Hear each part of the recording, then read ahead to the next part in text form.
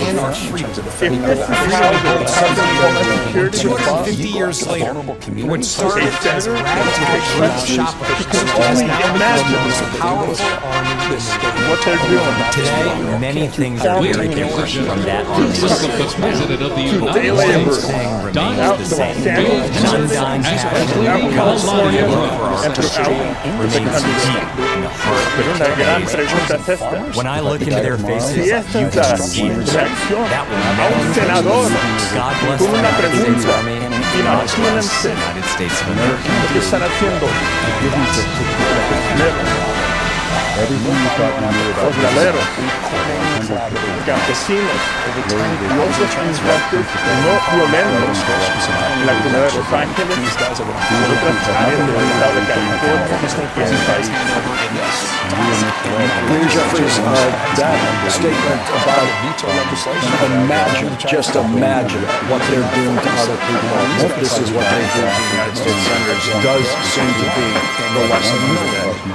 What's your message to the people that are out there? It's incredibly powerful words from Senator Padilla. I think it's one of the reasons why there was such a visceral reaction on the Hill, because we know him to be such a good man. And this is just an example of how out of control the Trump administration is at this point. We've seen an unprecedented assault on the economy, on health care, on Social Security, and of course on the rule of law, on the American way of life and democracy itself. But that's why it's going to be important for all of us to continue to show up and speak up and stand up, push back aggressively against the Trump administration, their extremism against Donald Trump and his minions in Congress who are nothing more than reckless rubber stamp for his extreme agenda. And we'll continue to do that in the Congress, in the courts, and in all these There's still real hope for restoring the vision without surgery, without lenses, and without chemical eye drops. Astro distraction. Yes,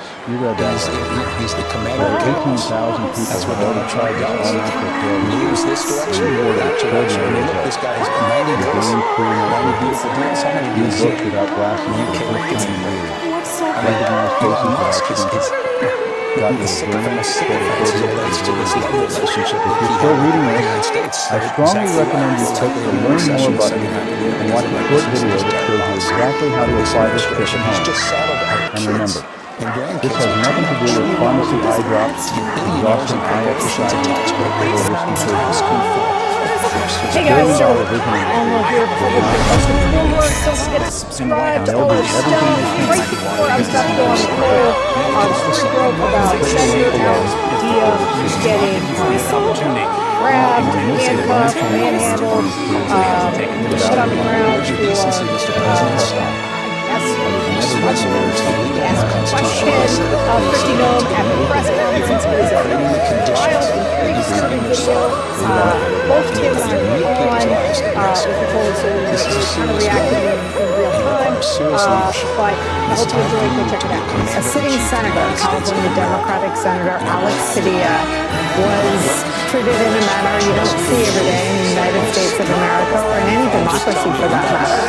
Today he was forcibly removed from a press conference that was being held by Homeland Security Secretary Kristi Noem. Sitting senator was then handcuffed and his body was placed on the ground. The video released by Senator Padilla's office shows what I just described.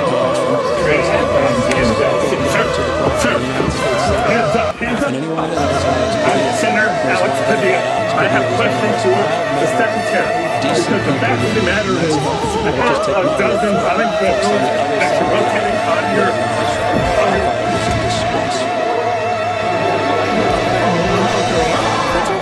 in Mercy College of Health Sciences, unparalleled clinical rotations, online degree programs, accelerated education, and flexible schedules. Learn more at mchs.edu. Redeployed to what they were doing before Donald Trump commandeered. Fish, I love meat. The National When Guard people think about plant-based, just for vegans and working vegetarians. on counter-drone reports were not met. Which I find interesting, since often people who say that act like the ground beef sitting on their cutting board The just National Guard will fell go from back the to working sky. on what we Beyond refer Meat to is as under the attack. rattlesnake teams, doing vegetation and forest management, which Donald Trump took them on in preparation for wildfire season. go back to their day jobs, which include law enforcement, that he took them off the job. Just want you to all absorb what I just said. By the way, you don't have to absorb it. You'll have an opportunity to review that in the 36-page order from Justice Breyer that laid that. And they'll come back under the rightful command of the government.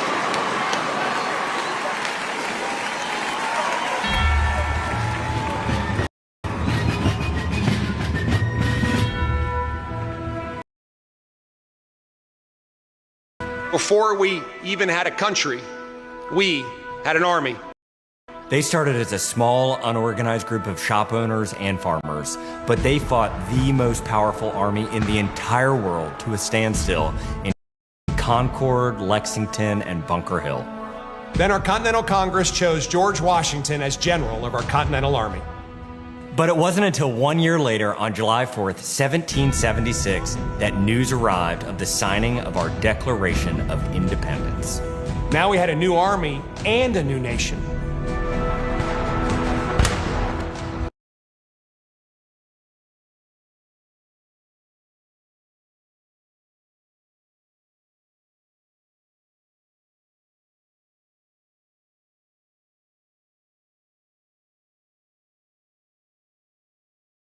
$2,000 Americans died that winter of disease.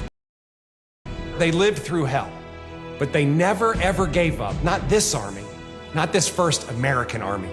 Finally, Washington and his army arrived here at Yorktown, where they had General Cornwallis and his powerful British army trapped in this city against the sea. All of the preparation that Washington has learned through the course of those 6.5 years meets its full force here at Yorktown, and he employs it brilliantly. French Navy arrived and took on the British fleet. Washington Senator, decided with to a make question, you can only imagine opportunity to review that in the 36 what they're doing. Finally from getting Justice within Breyer. right Well, there's been a lot of In 1914, years of escalating competition between European alliances culminated when two sides engaged in the South. And throughout the country. Defined by opposing trenches and barbed wire. This administration accountable. The United States judiciary maintained This is how they treat a senator with a question. Imagine what they're doing. Despite having less than Question to all of 30,000 us soldiers at right the now, front. today. Joining me, MSNBC's political analyst, host of the Bulwark podcast, Jim Miller's here.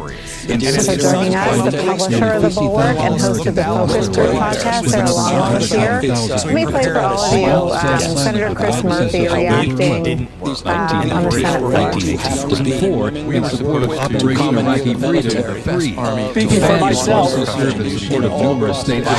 don't ask law enforcement to throw my constituents to the ground and violently handcuff them commanded by Chief because they have a different opinion from me. You know why I don't do that?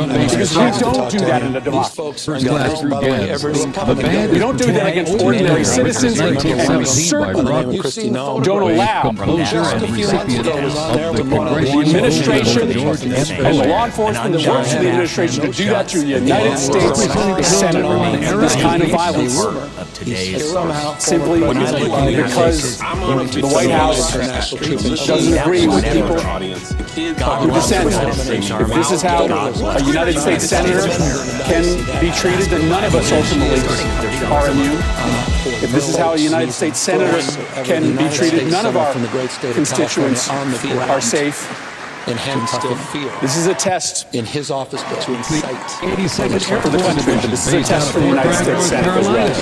You'll notice the unit is wearing replica World War I uniforms signifying the soldiers who served our nation during this time. First of all, When the I want Americans to pick apart entered something the that's happening Great in the War, our room, soldiers which is under the command of the General second he said, I'm Alex Padilla, I'm a United States Senator. The fact that Kristi Noem didn't call people off, right? I mean, you just think about all the times the in this country. I just most recently take Joe Biden's State of the Union when Lauren Boebert and Marjorie Taylor Greene started screaming at him during his speech.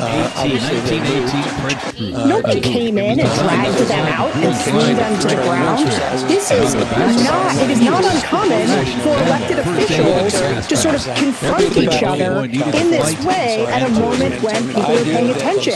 I mean, he's unbelievably brave. Linda McMahon, the education secretary, when the Democrats were out in front of the Department of Education, they invited her to the podium. She came out to sort of, get into it with them. They invited her to the podium and let her talk.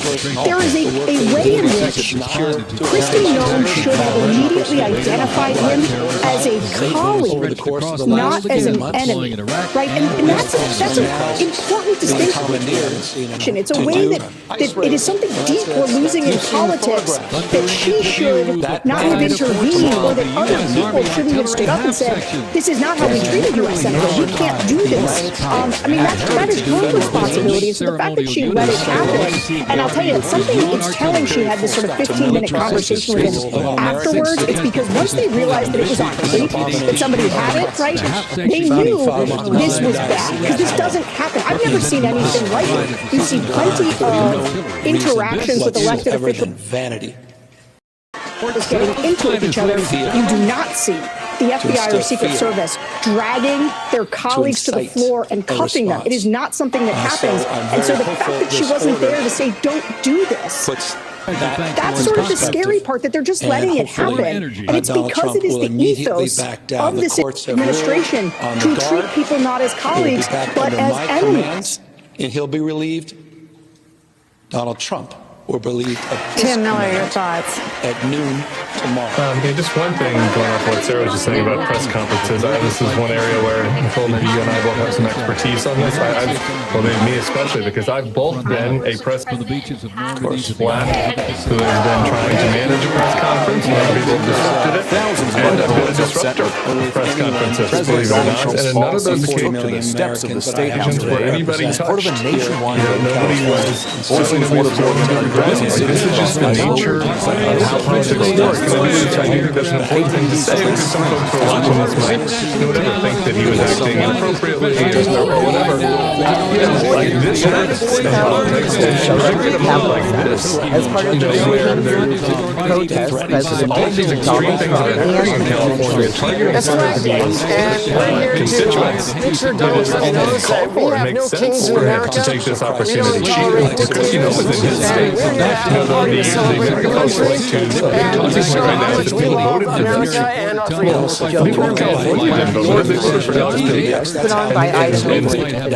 D51 is 100% peaceful anti-violence organization, and that's about we aim to have these protests being stopped. Protesters have many different I'm here because I have to do something. I can't stand what's going on in this country, and I feel like Chris Murphy was asking Kristi Noem in a hearing about DHS, and he was listing about how this agency is out of control. That's a lot. We can't. And he listed a handful of things, among them the fact that they're spending way more money than they have been allotted by Congress. She is illegally spending money that they don't have. Immigration enforcement on ICE officials is one element. We talked about the way that they're doing immigration enforcement. I mean, we've talked a lot about Venezuela being snatched off the street and then kidnapped and sent to El Salvador. We've seen he's supposed to be a government looking for ways to control around the law to do immigration enforcement. And this is happening right now in LA. As we speak, they are racially targeting, to Nicholas's point, companies where a lot of Hispanic folks work. They're going in there without, deportation notices. They're just doing random speak up how this has been affected by this executive overreach. They're harassing people. They have illegal residents. I want Trump out of office. Or whatever. Maybe in some cases they do. They don't believe them because they're speaking because their English is not good enough for the officers. Like across all these things. So the DHS is acting lawlessly. This is not a one-off thing where there are three random cops who erupt up the DA. Maybe they were acting inappropriately. This is DHS's MO. Sarah, let me ask you to pick up on the point you were making before the break about Kristi Noem. She wrote, like a firework, if you will, in the AP state decades, and then seemed to sabotage her own chances when she wrote in her own words, her own telling of her experience murdering her own dog by shooting her own description of Frisky Puppy in the face. This is someone for whom sadistic conduct toward animals, at least, was part of her brand. How do you think she's writing this out in terms of the manner in which she went on Fox News, seeming confident that no one would check her facts? Yeah, well, what's interesting is her accusing somebody else of performative theater, because nobody has done more cosplaying. She's constantly dressing herself up like federal agents. She's constantly putting detainees behind her for photo ops, which is some of the grossest behavior I've ever seen out of a public official. But Nicole, I just want to pick up on something that you're talking about, which is the lies that Republicans are telling. So one thing that has been interesting, we saw a lot of people, in the tech community and conservatives talk about how they needed Trump to be a free speech president. He was going to be a free speech president. We have to have free speech in this country. Well, a sitting senator should be able to ask a question of the head of the Department of Homeland Security. And in fact, I find it odd that Kristi Noem wouldn't recognize Senator Alex Padilla. I mean, he is the ranking member, I believe, on one of the immigration committees. So the idea that she absolutely doesn't know who he is absurd. But you've got Donald Trump saying if people show up to protest his tanks in the streets, that they're going to be met with incredible force. Well, he's not talking about violence. He's not talking about riots. He's talking about people who show up to protest the tanks in the streets, but they will be met with force. And this is what this administration is doing. This is not singular. This is not one-off. This is about how this entire administration is approaching people who dissent. And so nobody better come here and try to tell me this is a free speech president or a free speech administration. The reason for the treatment of Senator Alex Padilla is that he was disrespectful. Being disrespectful is not a reason to handcuff somebody on the ground. It's just not even a U.S. senator, right? It's not. And I gotta say, my last thing is, Republican senators should be very careful on this right now. If they do not come out and defend Senator Padilla's right to ask questions of this administration, of his colleagues, they are setting an extraordinarily dangerous precedent for how senators are going to be treated in this country. They should protect their own institution. They should have an interest in their office being protected from this kind of behavior, because they're all going to want to ask questions at some point, accountability questions of their leadership. And that is right, and it's American. We have an answer already to Sarah's question about Republicans, at least from the House side. I'm actually not going to play this, but Tim Miller, Speaker Johnson, I've been asked to play it. Let me play this. United States Attorney serving my U.S. It's not my decision to make. I'm not in that chamber, but I do think that it merits immediate attention by the colleagues in there. I think that behavior at a minimum is well, first of all, let me welcome it rises to the level of the country. I think there needs to be a message sent by the body as a whole that is not what we're going to do. That's not how we're going to act. We're not going to have branches fighting physically and having senators charging cabinet secretaries. We got to do better. So Jim Miller, the victim, is Speaker Johnson would like to see censored. Matters, viewers, for I mean, you can't even see Kristi Noem in the video. It's hard to tell. Like this notion that he was some physical threat to her is just absurd. And he's getting manhandled and bullied and thrown to the ground. It's sick, and it's hard to even dignify what Mike Johnson said with the response. It's related to what you said right before the break. Nicole, they're not interested in de-escalating. They actually want to escalate. There's an article in Nuclear Politics, the conservative website, just went out and interviewed a bunch of Republican strategists and folks on the Hill. Mike Johnson might have been quoted in the story, if I recall, about how they want this fight. Like, they think that a fight over disorder in the streets of California is a winner for them politically, and it's going to be their path to have a better midterm. And they're not hiding it. It's not like a conspircy theory of the anti-Trump crowd that are saying that Trump wants escalation and that MAGA Republicans want escalation in the streets of LA. They're saying, like, their explicit policy efforts is they want to turn the heat up. When I they saw Donald want Trump it to seem like things are out of control because they think that's a political win for them. And that goes back to what you were talking about propaganda earlier. They're playing the same videos over and over again. There's some legitimately bad things that some folks are doing.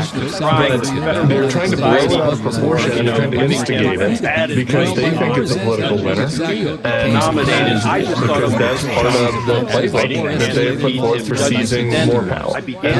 And so I think that ties directly to the speaker's response. That sort of simple narrative as they march share with our viewers a little bit about of our nation's history. It's a little bit more of a backstory here. People who remember the 2016 election will remember that when Trump became a candidate, the Koch brothers' political operation was dead set against him and was lambasting him. He was critiquing them back. There was war between House of Koch and House of Trump. And suddenly that war subsided. And House of Koch went quiet on Trump and indeed spent a lot of money on field campaigns to support Republicans, including Trump. Hey guys, I just got off of the wall. We got to talk about how Donald Trump is suffering political consequences as a result of his reckless and cruel policy actions across a number of fronts. Talked about the poll numbers. They never had an agenda. They never considered it. They never treatment voted of on Kilmar Abrego Garcia to cover the fact that this was For the ones who get it done, the most important part is the one you need now, and the best partner is the one who can deliver. That's why millions of maintenance and repair pros trust Grainger, because we have professional-grade supplies for every industry, even hard-to-find products, and we have same-day pickup and next-day delivery on most orders. But most importantly, we have an unwavering commitment to help keep you up and running. Call Grainger.com or just stop by. Grainger, for the ones who get it done. Call with my buddy Andrew Weissman. Check it out. See you back here soon. And subscribe to our video. I have an infinite curiosity about what people thought was going to happen, because I think anyone that's watched him just in the political arena understood that a campaign launched in Waco with the words "I am your retribution" was about burning everything down. And so I have watched, it is really the first Trump story that has shocked me in 9 years, to watch sort of the titans, and tragically in our country, this smartest people don't go work in Washington, right? They don't take $110,000 a year ceiling salary jobs on Capitol Hill, right? They go, they're either entrepreneurs or they go work in finance, and so to see the smartest people in the world shocked by the autocratic things that he did early, quickly, and incompetently has been amazing. The piece of it, though, that I think the kinds of folks we work for would sort of intersect with it is that American families are going to suffer. Consumers are going to feel stressed either by not being able to find something they need or not being able to afford what they've always bought. And I work for someone whose political fate was tied to the economy, and work for someone running for president, you have too. And to see Trump create the thing that is the most depressive political weight on any politician anywhere in the world is unbelievable.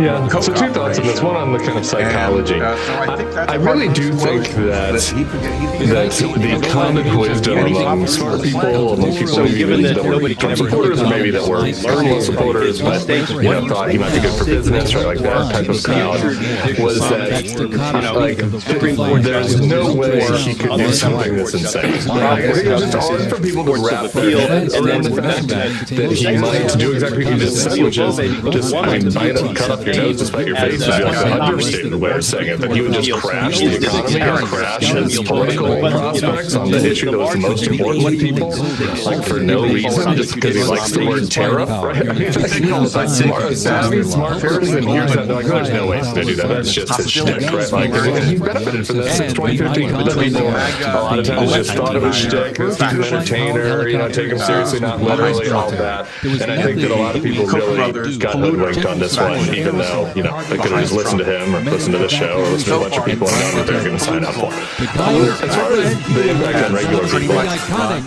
this is really where the rubber's going to be the road on this. And I was, I got a couple hours off yesterday. I went to Jazz Fest here in New Orleans, and I was out there. The woman came up to me, and she owns a shop here in New Orleans, kind of stuff for tourists. And she's just like, I'm screwed. Right? Like so much of her stuff comes from China. It's not the kind of stuff that you're ever going to make here, even if you wanted to, right? It's like random buttons or Mardi Gras beads, or like, you know what I mean? Like, we're going to make that's going to be the new job in America in 2025 is a Mardi Gras bead plant. It's like, it's ridiculous, right? And so a lot of this stuff is coming from overseas. And she was like, thank God none of my stuff was on the water during this time, because if it was already on the way, I would have had to pay it. I would have to shut down. Like the store. It's like this store's been open for 65 years, it's been in the family. And there's just going to be a million of those stores, like all across the country. And I think it's going to be really hard for them to use their typical, bullying narrative BS to break through when people start really seeing this stuff really starts to hit home. They also won't be able to do what they do with everything from Hurricane relief funds for the one of my movie they vote for me. I mean, whether that business owner voted for him or not, he's not going to be able to go out and pluck out the small business owners in America who voted to compensate them. They're really using their money to beat themselves. I mean, the whole supply chain piece would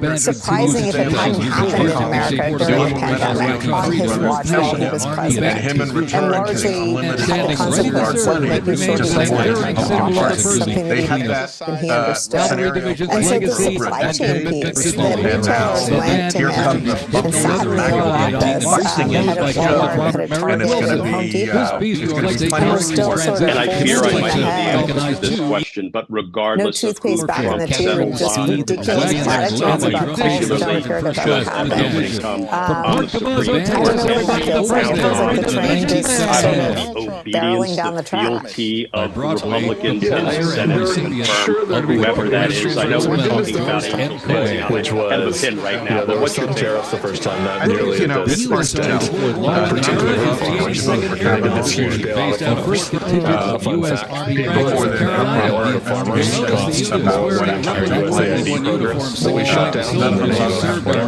I should say. So I think that you're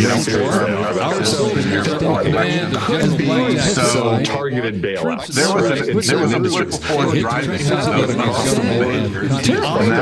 when you're basically all of these industries, all the big ones are there. You can't just say, oh, states are just going to go it's just not going to work. It's a systemic thing that's going to hit the whole. Today, another streak of potentially intimidating acts. Key figures in institutions. This morning, agents at the FBI arrested a county judge in Milwaukee as she was in the parking lot on her way into court. She's now out on bond, according to the charging documents. The Bureau alleges this, quote, Judge Hannah Dubin obstructed the detention of an undocumented immigrant who was wanted by federal authorities. Just last hour, lawyers for that justice released a statement that reads in part, quote, Judge Dubin will defend herself vigorously and looks forward to being exonerated. During our coverage, former prosecutor at the Department of Justice and residency legal analyst Andrew Rice Mencier, and Washington Post Justice Department reporter Roger Stein joins us. Tim Miller is with us real popular as well. I want to go to the reporting. I do just because this moment has now come, just the FBI arresting judges and the director of the FBI. So there has been a violation. Interesting, because that kind of reinforces something that I heard from the judge for a very long time. That's something that and that is that the way Donald Trump is governed is not sustainable. It's not sustainable in the long run. I don't know when it implodes. I don't know how it implodes. I'm sure it's how it implodes. But what he's doing is not sustainable. And I think that's borne out right now in the fact that recent reporting of statistical analysis done by the political science professor at Stanford sitting here across all James Comey, all of the litigation, he analyzed started talking about his own personal Trump's DOJ lawyers are losing 96% This is somebody who's of the being time. charged, and you are supposed to stay mum, and instead when we were at the totally Department of denigrated Justice. her. So I don't think it's and you don't do that. sustainable. It seems like that way a lot of left. that we're going to go after the judges. You know, that is when you what were they're in doing. the I mean, this is if a federal a judge much had spoken about you or a fellow in the USA president saying and we need said to you were impeach them, engaged that in led deliberate to evasion the Chief Justice having to step in. potential Here, criminal contempt, that is really the way to see this. those would be Even real if fighting we thought words. that there was a ground for doing this, the judgment call that you thought that this is the case to bring, it tells you everything about what the strategy is. And that, by the way, that's a huge breadth. There must be I a can't dozen of those comments that are out there. Any one of them should have alarmed for reasons. But again, there is no adult in the room. So it is getting this person's there is a sustainability steps from the steps from the courthouse. It's going to be so hard to prove, even if you could somehow show the judge's intent, which to obstruct. Why would you possibly do this? And the answer is because you want to send a signal. Then when that Cadillac And that's what you should be doing. That's the fighting the last branch of government to oppose the executive branch. Yeah, I mean, Tim, I'm getting back into the literature portion on this with sort of the context. I mean, this comes at a moment when Trump's approval rating is pretty low, and it is plunging around what he has done to his own pretty hot economy. He's tanked it with this obsession over tariffs.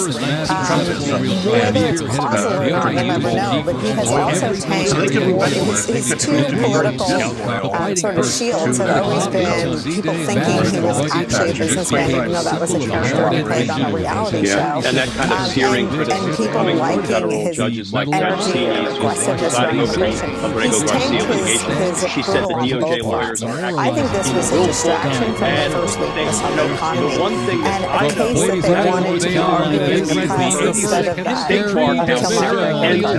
so I just want to lay down the foundation so we're not sort of covering the shiny object that wanted us to focus on. Eric Adams case said something that was so unethical that he could hardly believe not just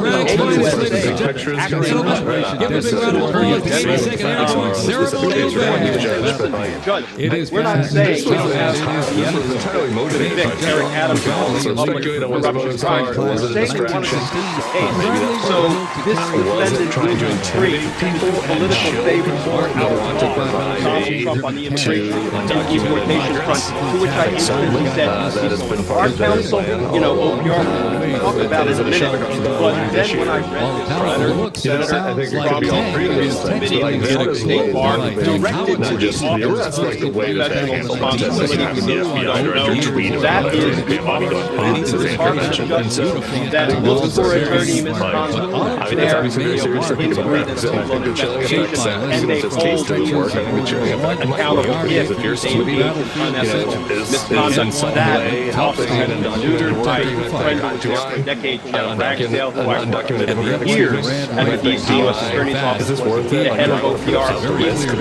Marched out to the Department of Justice because he broke the facts and the law and the and investigation. So when I read the Bar Attorney Committee sent the letter to OPR saying place against Acting Attorney General Camille Lopez, we are transferring matters of immigration since your office is better suited to investigate the conduct of an acting Attorney General coordinates our office to take no further action. That would be like referring a investigation whatever noxious stuff he wants to do on immigration, because that's what the people voted for. As an advocate for responsibility of the State Bar, just nabbing people off the street and sending them to a gulag. And they do let that happen. People in the Trump administration thought that'd be okay. So the New York Bar Association has very clear jurisdiction over the conduct of lawyers in New York. He is less possible. He just will less favorable to statement of and similar to the tariffs, a regulatory agency of professional responsibility of DOJ, which is notorious defanged and disabled by this administration. We have to be pretty dim Not to know what we are going to say that the criteria to get your visa revoked is writing an apple. It's horrific. I don't think that should be controversial. No, that's not controversial at all. And this is the thing, measure twice, cut once. This is the this is kind of crazy. But that could be possible. That's horrific. I never thought that I would see a day where I would be rooting The iconic German tank is here, ladies and gentlemen. It was the first administration right now. Which, by the way, showing its I military was going to use the expression cracks. Those are bigger than cracks. Those are giant fissures in the MAGA coalition around the issue of the case of Candace Owens, that was affected by the harbor, and the other cases around the deportation of folks who did things in terms of what we know publicly, like wiping out land, and that's where we are. Some of those folks were detained, seemingly indefinitely, for exercising their First Amendment rights. Where do you think this partially plays into the organization and having to the people who have been detained to have aggressive things to pursue others? So I have highlighted it was to obviously transparent leaders unnecessary where he said and El Salvador. I mean, this when we're, I think, planning on right? But the fights in the state governments step into the laws they're created by the Justice Department of Justice. This just feels really it's disappointing. And of course, there's also basically put a stop to sending more people there. So that the fight continues. There are people that are probably wrongfully there or concerted that should be brought out. But that is an encouraging step, and I think that you can see the administration responding to it. And second, I just want to the Charlie Kirk thing is also so trying to create a fake criminal investigation, students to create an excuse over the last few weeks. I get climate speculating funds for that have been not something Charlie Kirk is essentially a paid cheerleader, but distribute, looking at what they did with tough student unfiscal age and saying, whoa, so that money is sign that you're in deep trouble. And that was rocked with misconduct. First, asking his staff to cook up fake criminal investigation. Second, firing it's like a cult gathering. And so he's up there, even expressing a little bit of doubt about it.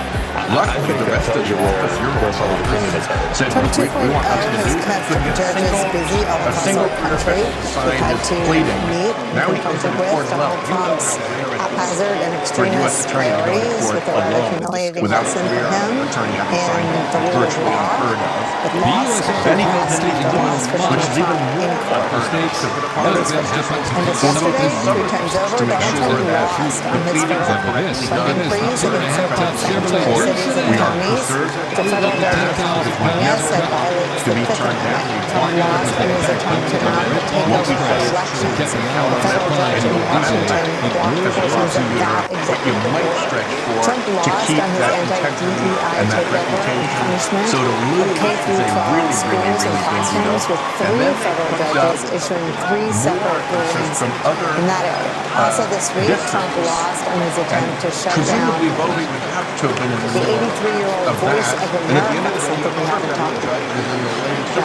In days and weeks ago, 2 federal judges further paused his use in their districts of the Alien Enemies Act in the year 1798 to deport people without including them due process. And we learned that Trump's turning to the Supreme Court after several lower courts blocked his transgender service members in the military. We're back with Henry Stand. Tim, to your point about the Times Siena poll, 66% of all Americans, which includes a lot of people who have been voted for him, described the second Trump term as chaotic. They do not like this. said to Ed Martin, I will found out it was fitting and she resigned. She laid it all out. She wrote a good letter. Yeah. So let me finish up this thing. The Trump created chaos in California. He creates chaos and, deploy military troops to deal with the chaos he creates. I mean, I guess the question I have is, what are the Dems doing about it? What do you think the Dems about it? What do you suggest we do about it that perhaps we're not doing well enough, consistently enough? I know big question. What can the What's important thing here is to understand that they don't have the political will or capacity to do so. I think that's also some worthy context, right?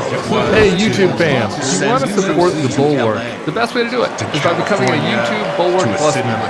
The Bulwark is truly independent. You have no corporate overlords. We're not settling any dumb lawsuits from Trump. By joining, you help support our work, and you can get a bunch of perks right here on this platform. Ad-free content, bonus videos, live streams, and some emojis of me, which I guess some people want. So come join, come hang out, become a Bulwark YouTube Plus member. I'm seeing you in the comments. So behave. And it completely changed the topic. Officially named the military utility tactical truck or MUT, is on the Epstein list. is generally referred to it as a And Jeep. Trump The vehicle spanned more than 40 years of Congress trying to take away everybody's Medicaid. He was having a terrible public relations week. Republicans were having a terrible public relations week. This is a little bit of a wag the dog type situation, creating a sort of domestic war to change the topic away from the god-awful things that you're trying to do through this big, beautiful bill they're shoving. So part of it, don't be taken in by directing attention away from the big Medicaid discussion. They're even big Medicare baked in through the bill, trickling through sequestration so that they don't have to put that in the bill. It just becomes an automatic cut to Medicare, but they know it because they're cutting Medicare, they're cutting Medicaid, and they want to change the subject. So, This FDA approved treatment for weight loss, now available at an affordable price under 50%. Lose weight and weigh less with Wegovy. Start today at PureJuice.com.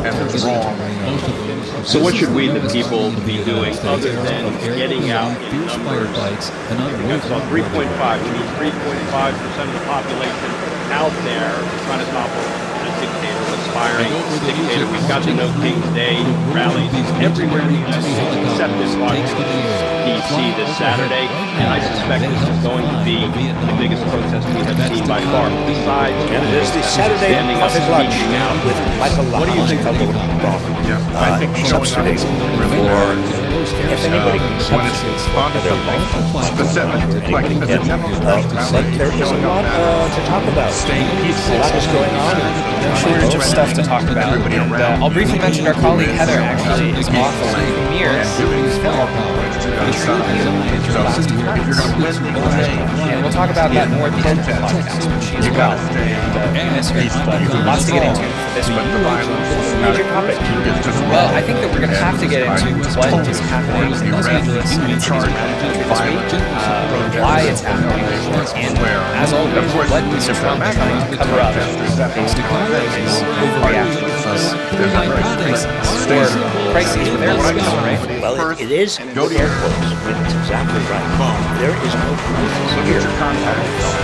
In his quest to find that Trump or Pennsylvania,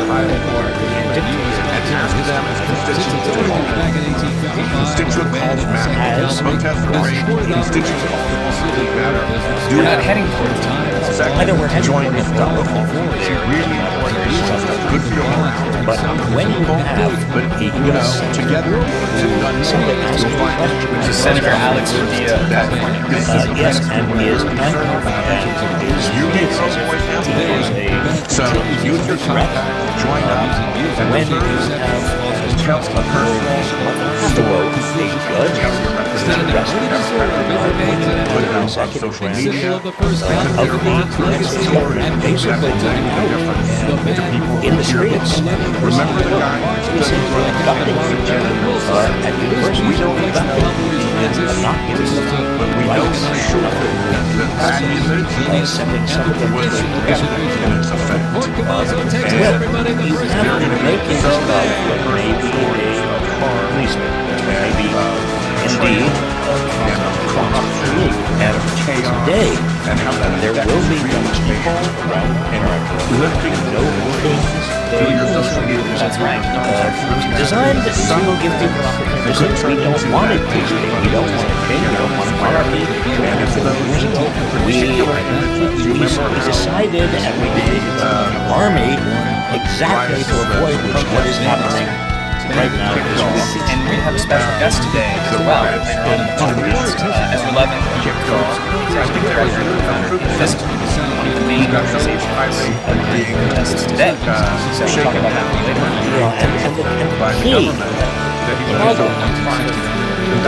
Confronting many of us today as we protest, and as many of us are protesting this week, is how all protesters are insurrectionists. It's rebellion, it's insurrection, it's whatever. Thank you for whatever the biggest possible here. And Michael, the irony, here is the man who actually launched an insurrection against the United States being gassed. Let alone, let's not even consider the pardons flying around for January 6th. Not even that far. So, the insurrection in chief is refusing to and that's what we see you out there doing every day. So I thank you on behalf of Northwest Matters. This is the we all thank you, and I appreciate taking the time to do this. It's created a party, and there's a lot of he almost couldn't get anywhere on his terrorists. China said no, China is completely off the table. He was humiliated by Elon Musk. He's been humiliated by Republicans in the Senate who say to him, "You're big, bad, ugly, huge, beautiful, you are Bill." No, we're not going to go along with this because it's awful in so many ways. So when he faces that kind of humiliation, what does he do? He says, "Okay, now is time to show how powerful I really am." Big, strong man. Welcome to Big, strong man. John Strong man. Author of Big Man. One could argue, based on all of these humiliations, he's a coward. That is really the core. He's a very weak man. He's a coward. And he can't bear this week is somebody who's embodied that told no. Anybody in the U.S. Senate to go back to a second, just Angus King, the militarization of the response. I just want to ask you this. You went to Yale Law. You're a lawyer. You have a pocket constitution on our table. I do. Is it? I bring is any of this? Well, as a digital native. But I want to ask, is any of this legal? To what degree are the actions that Trump has taken this? I know that there's stuff moving through the courts. There was a temporary pause that was then repealed as to his National Guard mobilization and federalization of the legal. I mean, for average people in the street, I feel like it's happened so quickly, and it's been hard to really discern, is this, obviously this isn't, but to what degree is this legal? Speed is a part of this president is engaged in the most direct assault on the Constitution in our history. Move very, very fast. And we in this body, at least thus far, are inert. That's why he described this in the speech as willful ignorance. Well, the problem is, I try to mark the races wants to wants to create the impression that an emergency is brewing an emergency provides a legal justification for the actions too. It provides both legal justification, that is, there are statutes, laws, and books that say if you're in an emergency, the normal constitutional function is and they are usually in wartime. Not typically when you're doing a raid at a Home Depot. That isn't how these things normally start, right? Depot is not a step along the emergence usually, but so as a authoritarian, as a dictator wannabe, a monarch, to stage these gigantic raids, they want to have a military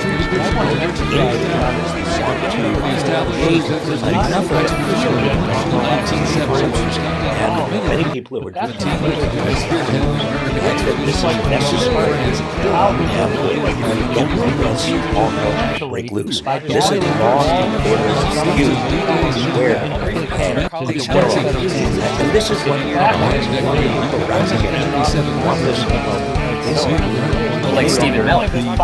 Stephen Miller and the Secretary. Once you get it done, the most important part is the one you need now, and the best partner is the one who can deliver.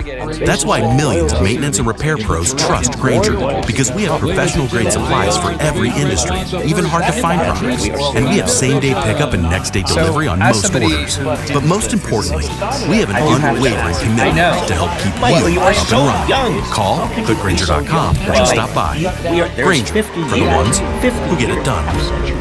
I'm getting older every day, don't worry. Well, but I am too, believe me. I want to pose this question for our slightly younger viewers in any case. I mean, that was a period of mass mobilization of people, and is this worse? Is this better? We're talking about 1968. Well, 1968, I was 22.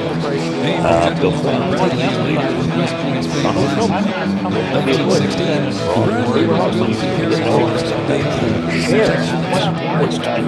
I mean, the baby boomers, and we hear the experience of the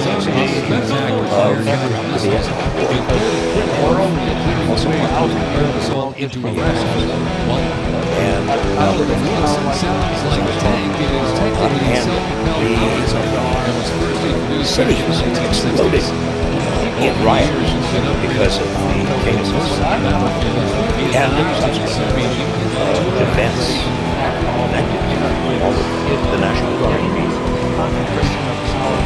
And it did feel much more than pace that force now, but they today, I can tell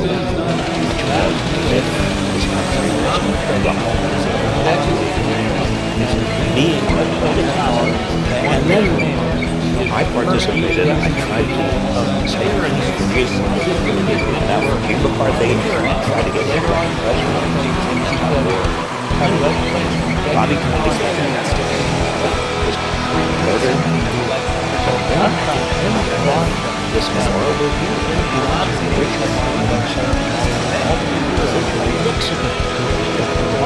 So Michael, I was fortunate enough to get a scholarship to study abroad in September.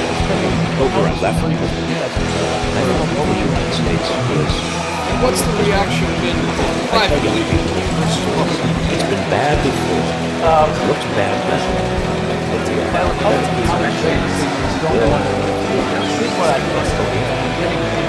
Back to is how it feels like Trump is on a revenge tour in January, but it almost feels like he's trying to restart the chaos at the end of his first term. 2020 is back, and that's what Donald Trump wants, because it was a moment of actual turmoil in some ways, mass protests, and he had an opportunity to act as a strongman. I mean, just as an example, I remember in 2020 being shocked that there were masked federal agents from agencies I'd never heard of picking up protesters in unarmed bands. And that was a moment of incredible executive overreach.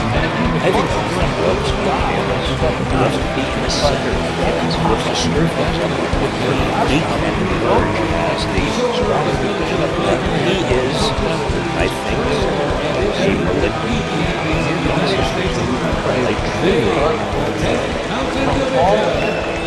Truly, I'm struggling with the word, but somebody is very dangerous because he also has charisma. He also understands marketing. And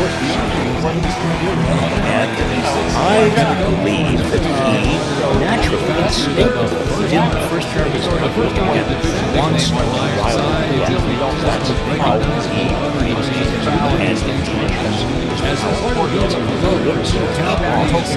Getting people angry at each other, which is a definition of back civil welfare, Mixed tribes. The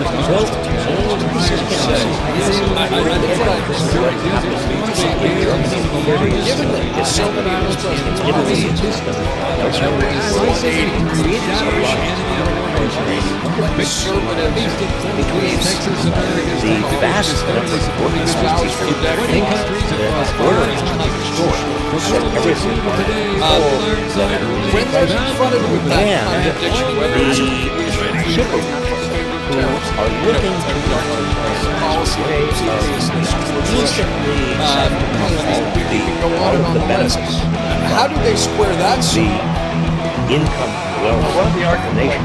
The rest of us, you might say. Well, that's what's happening. Look at the bill in the big Congress. The big ugly, terribly awful bill. I mean, that bill provides a huge. The numbers I saw, 81% of the benefits from the big beautiful bill, the 10-year period that the Congressional Budget Office was scored, go to the top 1/10 of Americans. 81%. 1/10. Now, if you're in a first term and you are backed by these super wealthy, you want to do the same that I've got the amazing, powerful article over here in the streets. This is war.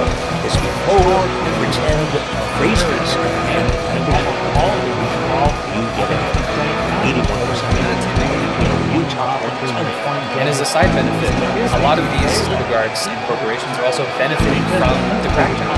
I mean, private prison companies are getting detainment centers built. You've got all kinds of other private security and defense contractors.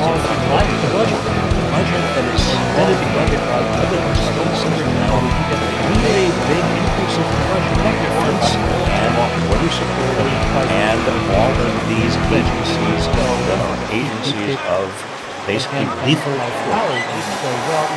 this is something else that but are we no, we're talking about what's happening in the streets or not happening or well, and even what is happening or what is set to happen. We have some numbers that that's going to cost, right? There is a cost to putting National Guardsmen in the streets. There's a cost of even deploying or preparing to deploy Marines. There's a cost of tourism. Exactly. $45 million. Spent just on a parade that is not really celebrating U.S. Army. But Trump wants a parade. Don't even get me started on the cost it's going to take to repair the streets after you put tanks over them. How many potholes do you use there in D.C. after that? And, you know, it's Trump's birthday today. And he knows it is, and he knows you know, and I know, and everybody else knows, and he wants a big Trump-like parade. This is exactly the playbook. This is, it's not to think it should be optimized. And we don't have to hand wave it. I feel like there is a history of military parades in this country. They don't look like this, and they certainly don't happen on the president's front. And they happen, maybe, if they happen at all, they happen after major events, after a war. At the end of World War I, here at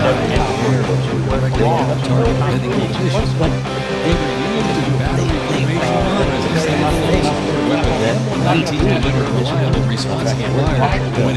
objected to the big show of the displays. He himself didn't like the notion that some people regarded as an honor. He kept on rejecting the notion that a president should be an honor. Did you see the speech that he gave before the rallies? Not George Washington, sorry, the other one. Donald Trump. Yes. And for those of you who didn't see, he gave a speech in which there were pre-vetted members of the military behind him. I think there were some very curious requests there, including no fat soldiers. That was one. And then also having different political affiliation than the president. You are welcome to not attend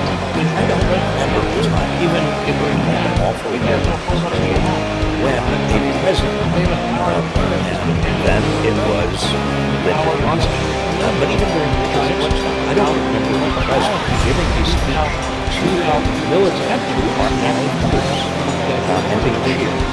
And booing the political opposition and encouraging that kind of behavior and heckling from the troops.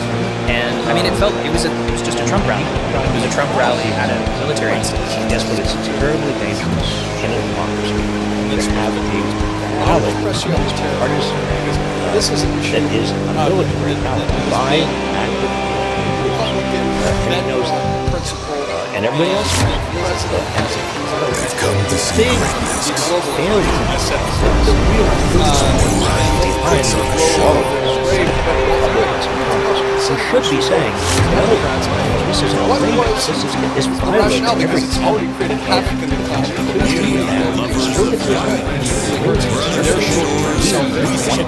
It's abandoned this all So what was the rationale? Oh, please, yes. Fear? I got a little bit off. Amendment powers not delegated to the federal government nor prohibited to the states are reserved for the states, respectively, or to the people. In other words, behind the Constitution is the notion that states Tonight, assassinated. A top state lawmaker in Minnesota and her husband murdered. Others shot. the National Guard This was an act of targeted political violence. Gunmen at large. Right now, a massive manhunt for this suspect. I'm Jennifer Mann in St. Paul, where the people are still reeling from the tragic shooting. Also tonight, millions mobilized nationwide protesting the president's policy. I'm Allie Bauman in New York City, protesting calling for a country where no kings are gathering in nearly 2,000 cities and towns in all 50 states. Show of force. And I think it was notable, too, The that president this may on not his have been birthday the version of the celebrates the army with a massive parade. I'm Willie James. I'm in Washington as President Trump gets the parade. He's won. But right before that, she was talking about how she wanted to liberate the state of California from the burdensome leadership of the governor and the mayor. It's kind of amazing that sort of rhetoric is just normalized. Plus, trooping the color, Britain celebrates the king's birthday. And later, the U.S. Army at 2:50. CBS's David Martin on a historic cavalry hoofing it in today's parade. The crowd loves horses. almost with his payments, maybe more. This is the CBS Weekend News from New York with Jerika Duncan. It's frightening in a way. Good evening, everyone. We are tracking several developing stories, a military parade and beat protests with clashing visions of America. But it is an assassination that we begin with tonight. It happened in Minnesota, the murder of a state representative and her husband, in what's being called a politically motivated attack. Authorities say the gunman posed as a police officer and had a list of targets that included other politicians. Right now, the search is on for this man, who's identified as 57-year-old Vance Luther Becker. CBS's Jennifer Marilyn is in St. Paul with It's like 80 billion. Good evening, Jerika. And the manhunt is underway as we speak for the suspect in this attack, whom authorities say posed as a law enforcement officer and drove what looked like a police car. He is considered armed and dangerous and may have intended to target other lawmakers. I mean, that's why you go after Harvard, that's why you go after California, because if you take out California, who else could stand a shot? But that hasn't happened yet, right? As we were saying earlier, 57-year-old Vance Belter was the suspect seen here in surveillance stymied in his legislative efforts on the economy, tariffs. He's not really getting anywhere. Belter is no stranger to Minnesota politics. He was appointed twice to the governor's workforce development commission, most recently by Governor Walz. Melissa Portman was a fixture in the state capitol, the Democratic leader of the Minnesota House and a former speaker. She was shot multiple times along with her husband March. State Senator John Hoffman and his wife were seriously wounded. Both couples were attacked overnight in their homes about 8 miles from each other by a gunman posing as law enforcement to gain entry. Keep on doing that vest is the same big picture. Taser, Donald equipment, trying to distract people from he is making many of them worse. He's certainly not Police say Hoffman and his wife were shot first around 2 a.m. When police decided to check on Portman's home as a precaution, they encountered the suspect and exchanged fire. He retreated into the house but escaped through a back door. The gunman left behind an SUV that officials say looked exactly like the police car. I also want to add, inside the vehicle, a law enforcement source tells CBS. On Forum News, there was an extensive list of possible targets and the names of more than 50 individuals. Peace deals on day one is yes. After you I'll do it right away. As well as the names of officials outside Minnesota. And Gaza, Also in the vehicle were a number of no-case flyers. As a precaution, many of the marches in the state were canceled. But one scheduled here at the Capitol drew thousands of people who said they felt even more called to be here. The search for the suspect continues at this hour. Jerika? Jennifer Maryland, now we thank have you. Today, Israel demonstrators gathered in large cities and small towns from coast to coast to oppose President Trump's policies and his push to expand presidential powers. CBS's Allie Bellman has been covering the demonstrations from here in New York City and beyond. Allie, good evening. Good evening, Jerika. Protest organizers have been encouraging people to rally in every city except Washington, D.C. today because they say they want to draw the attention away from the president's parade. Persistent rain did not stop tens of thousands of New Yorkers from gathering to protest the policies of President Trump and today's military parade, including Army veterans and wives. All he cares about is himself and money. From Philadelphia to Los Angeles, I don't want to say, St. Paul, well, Minnesota, that's not how I feel, Dallas, but it positions him Americans every gathered day in nearly a little bit more 2,000 cities to take and away towns. authoritarian. Flags and flags upside down today just because we are in distress. Protesters say they feel angry over Trump's attempts to expand his presidential power, including the freedom of immigrants and cuts to federal programs. We want to make sure that we can fight against the authoritarianism that's happening as we speak. State and city officials vowed to protect the right to protest, but warned they would not tolerate violence. Republican governors in Virginia, Texas, Missouri, and Nebraska mobilized National Guard troops.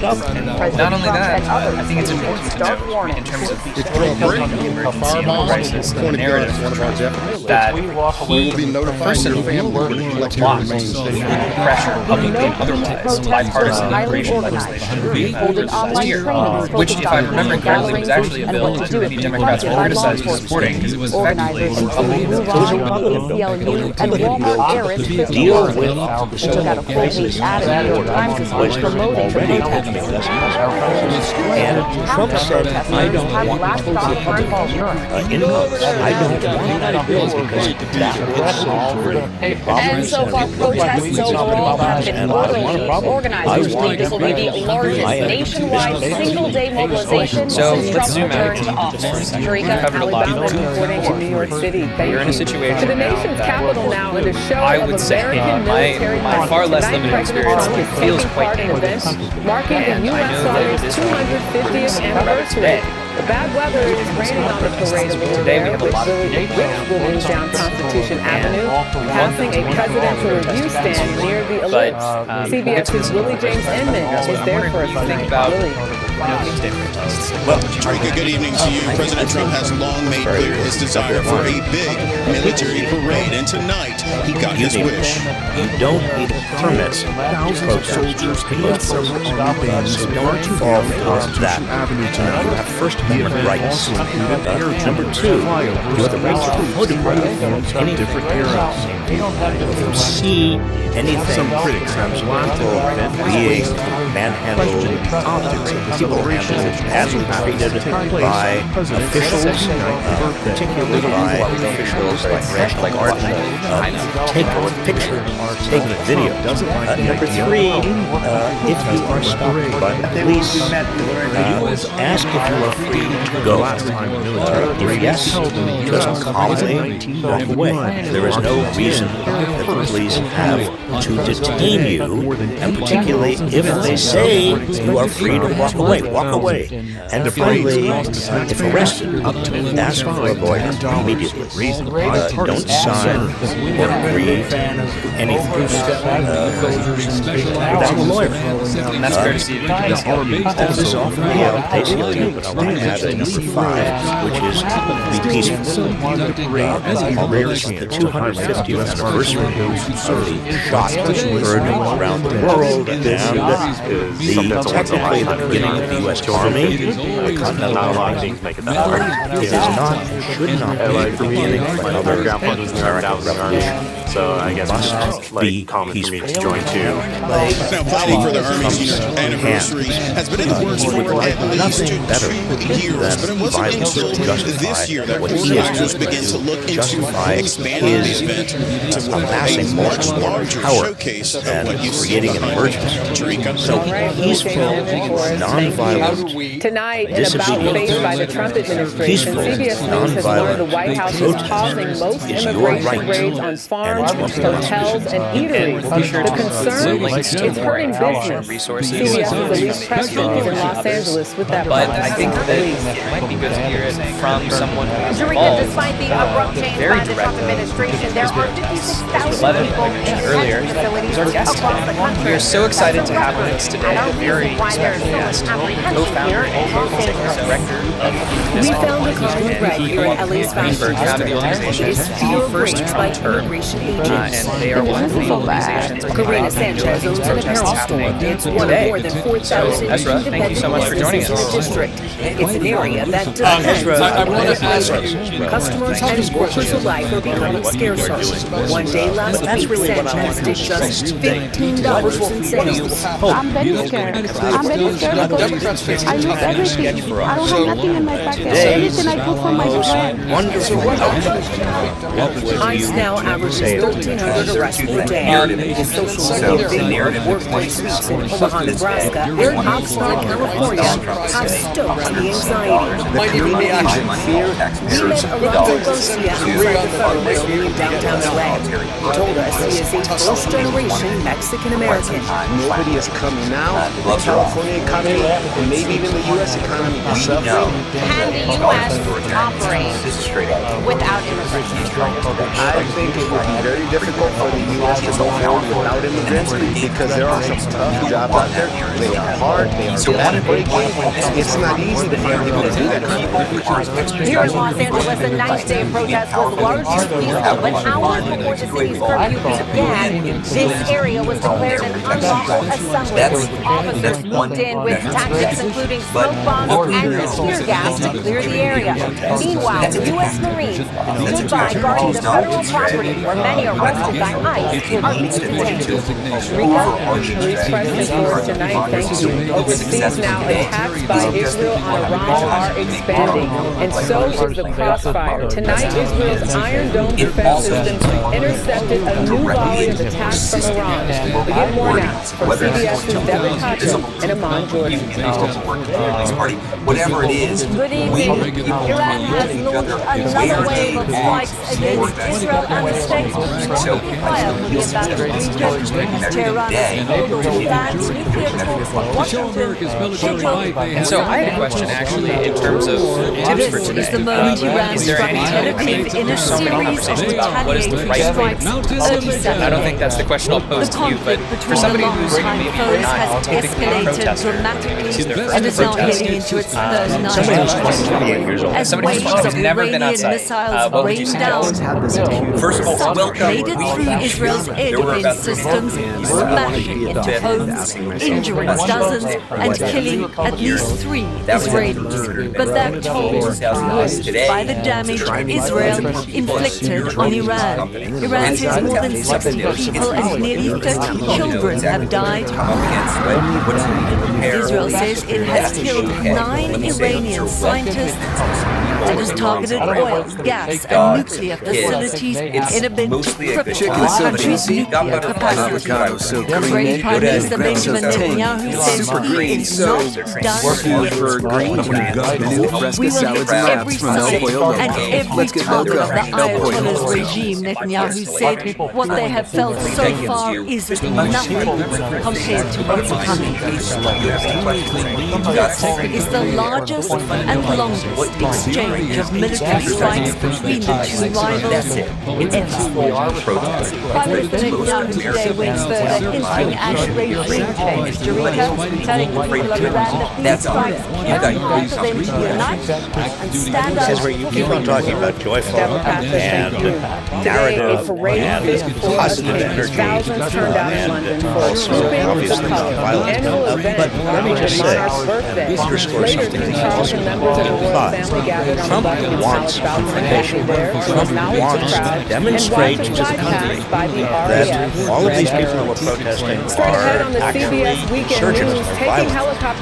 Now, we're out there, we are out there this afternoon,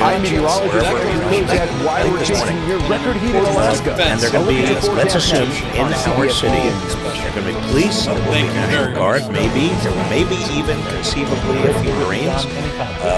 There are going to be some hecklers who are going to be calling us names. Hey, YouTube fans, if you want to support the Bulwark, that's going to do it. Start becoming a YouTube Bulwark Plus. The Bulwark is truly independent. No corporate overlords. We're not settling any dumb lawsuits from Trump.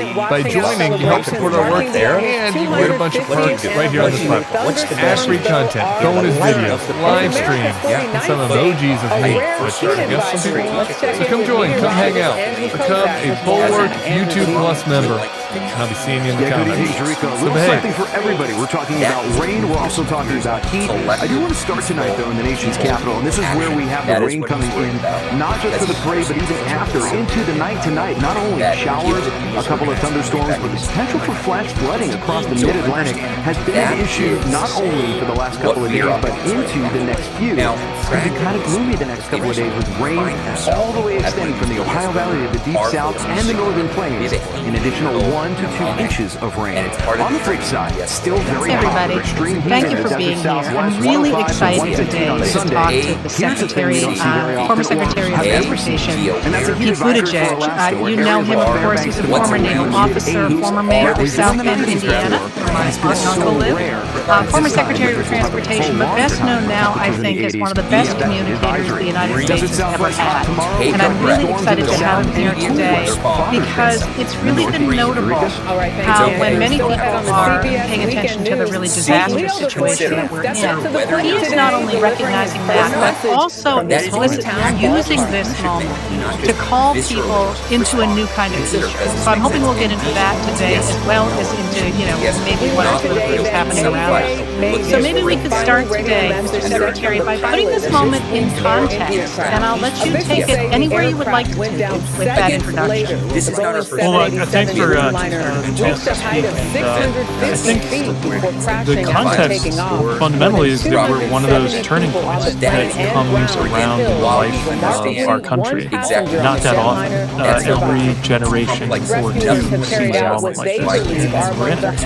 And it's an exceptionally difficult and painful and precarious moment. And I think it's a moment where we're discovering a lot of things are assumed or just rock solid, including constitutional protections, restraint on the part of people in charge, commitments to democracy. Just some really, really basic things are kept up for grabs. They are things that will not outlive this generation. We can also make sure of that.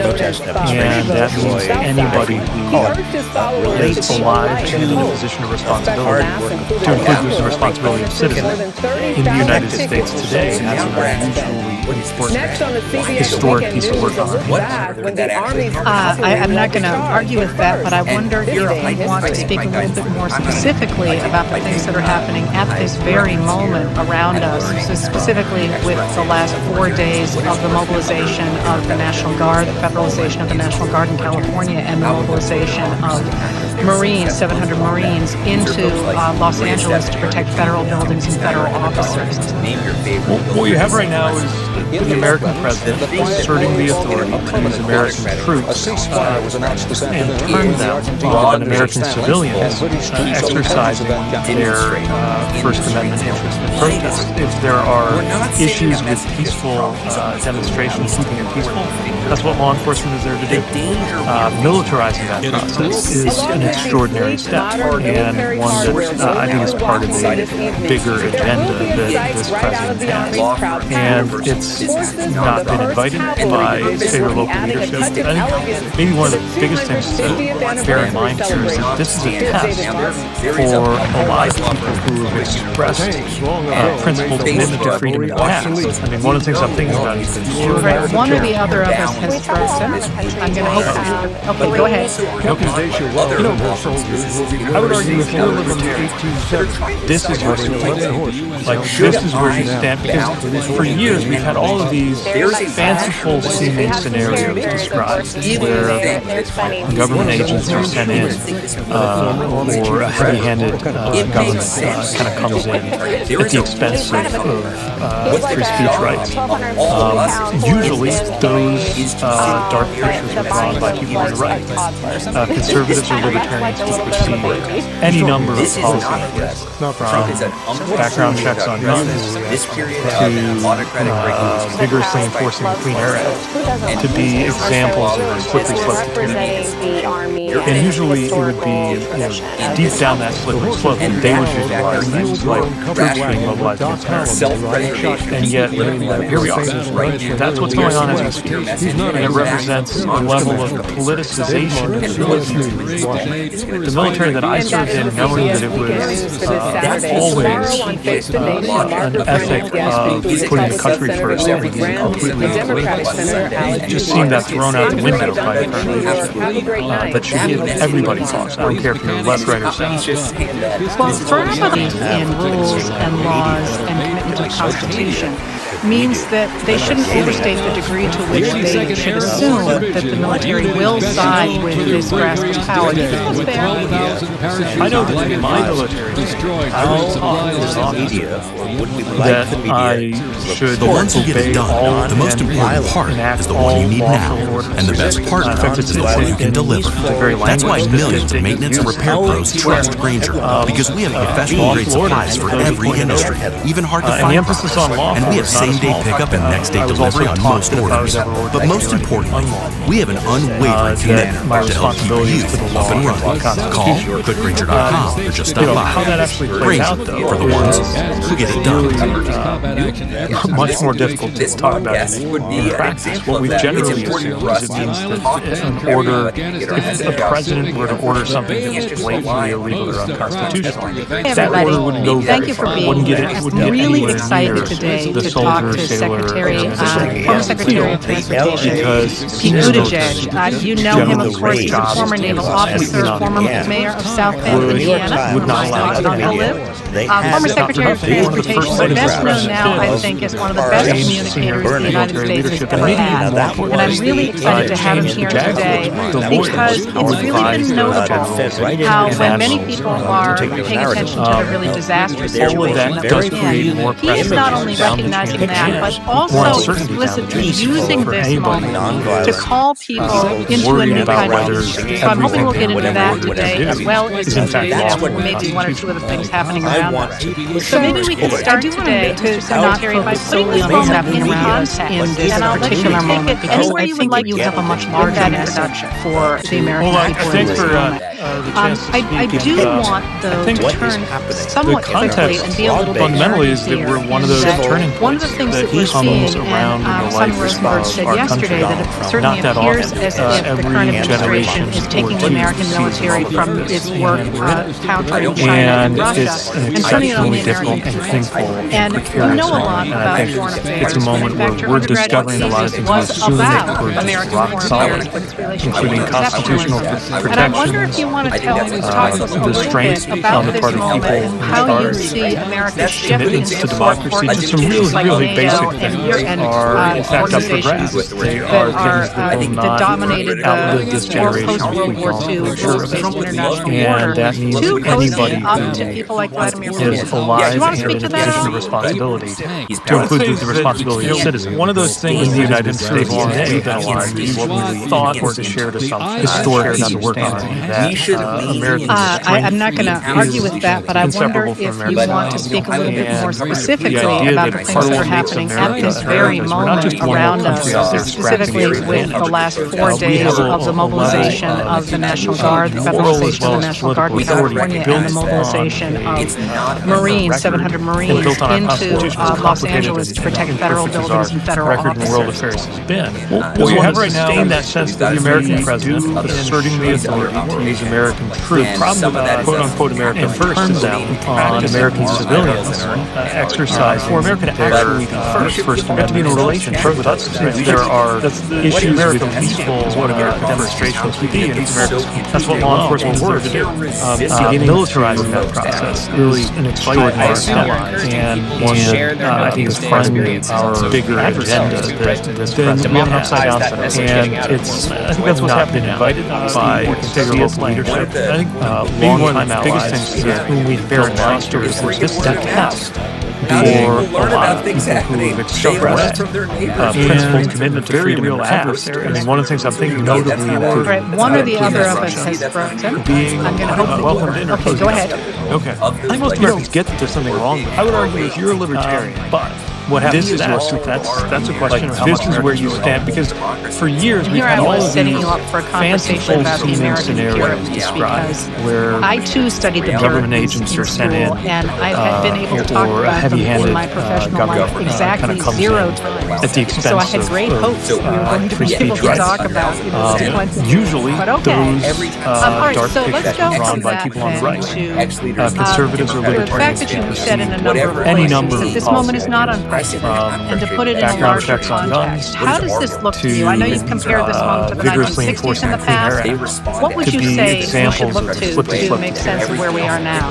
And usually it would be I think a lot of deep down people, that certainly a slippery lot of slope people that they would center visualize are like horrified troops by what's being held happening and in feel Later that it's today. without precedent. And yet I do think we need to look no further back. That's what's going on as we speak. We To are find the it represents a examples level of of like political violence on American soil. which gets The military that I served in, knowing that it was in those cases more likely to be state ethics of putting the country first. And I think that's a reminder that those kinds of things just seem that thrown out the window by the time that we can that should get everybody pause. Definitely not for a president like this president. Well, thrown up by the leadership, but I've been telling people that the military's history and its firm belief in rules and laws and commitment to the Constitution means that they shouldn't overstate the degree to which they should assume that the military will side with this grasp of power. Do you think that's fair? Other periods where I know that in my military, I was taught as an officer. I don't just mean the pre-Civil War period that I think should obey all and enact all lawful orders.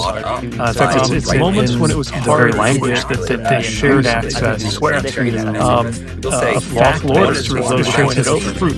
And the emphasis on lawful was not a small one. I was also taught that if I was thinking about the fact that, as people sometimes don't have my responsibility was to the law, Walter Constitution saying that's the way it is. We don't all watch the same. How that actually plays out, we're all getting different information from our different and I'm wondering much more difficult to talk about it, more precedented than what we've generally assumed. It means this were an order, say, late 19th century, or an order something, white paper, abolitionist. That order wouldn't go very far. Wouldn't get anywhere near the soldier, sailor, but the whole field of journalism period. There must have been many moments, senior military, where access generals whose jobs fragmented and polarized parties would not allow that. Yeah, and actually, I talk a lot about how we look a lot like we were in the period of the 1890s, when you had deeply polarized newspapers affiliated with different political parties, but you also had upstart independent media. You had hundreds of black newspapers,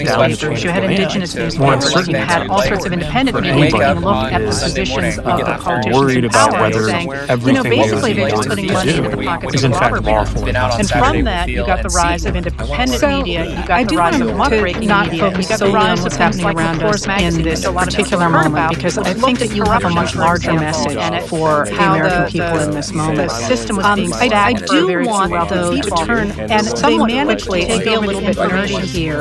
that one of the things that we're seeing, and Simon Rosenberg said yesterday, that it certainly appears as if the current administration is taking the American military from its work countering China and Russia and turning it on the American. Every single person running for president, and there were 4 people on the ticket, undergraduate major was about every single one of those people was running as a progressive. And I wonder if you want to talk we can change things about this moment and how you see America shift the support for institutions like NATO and media bias organizations that are that dominated and all that post-World War II about with an organization like that. order. I'm going to step back because I want to get back to media.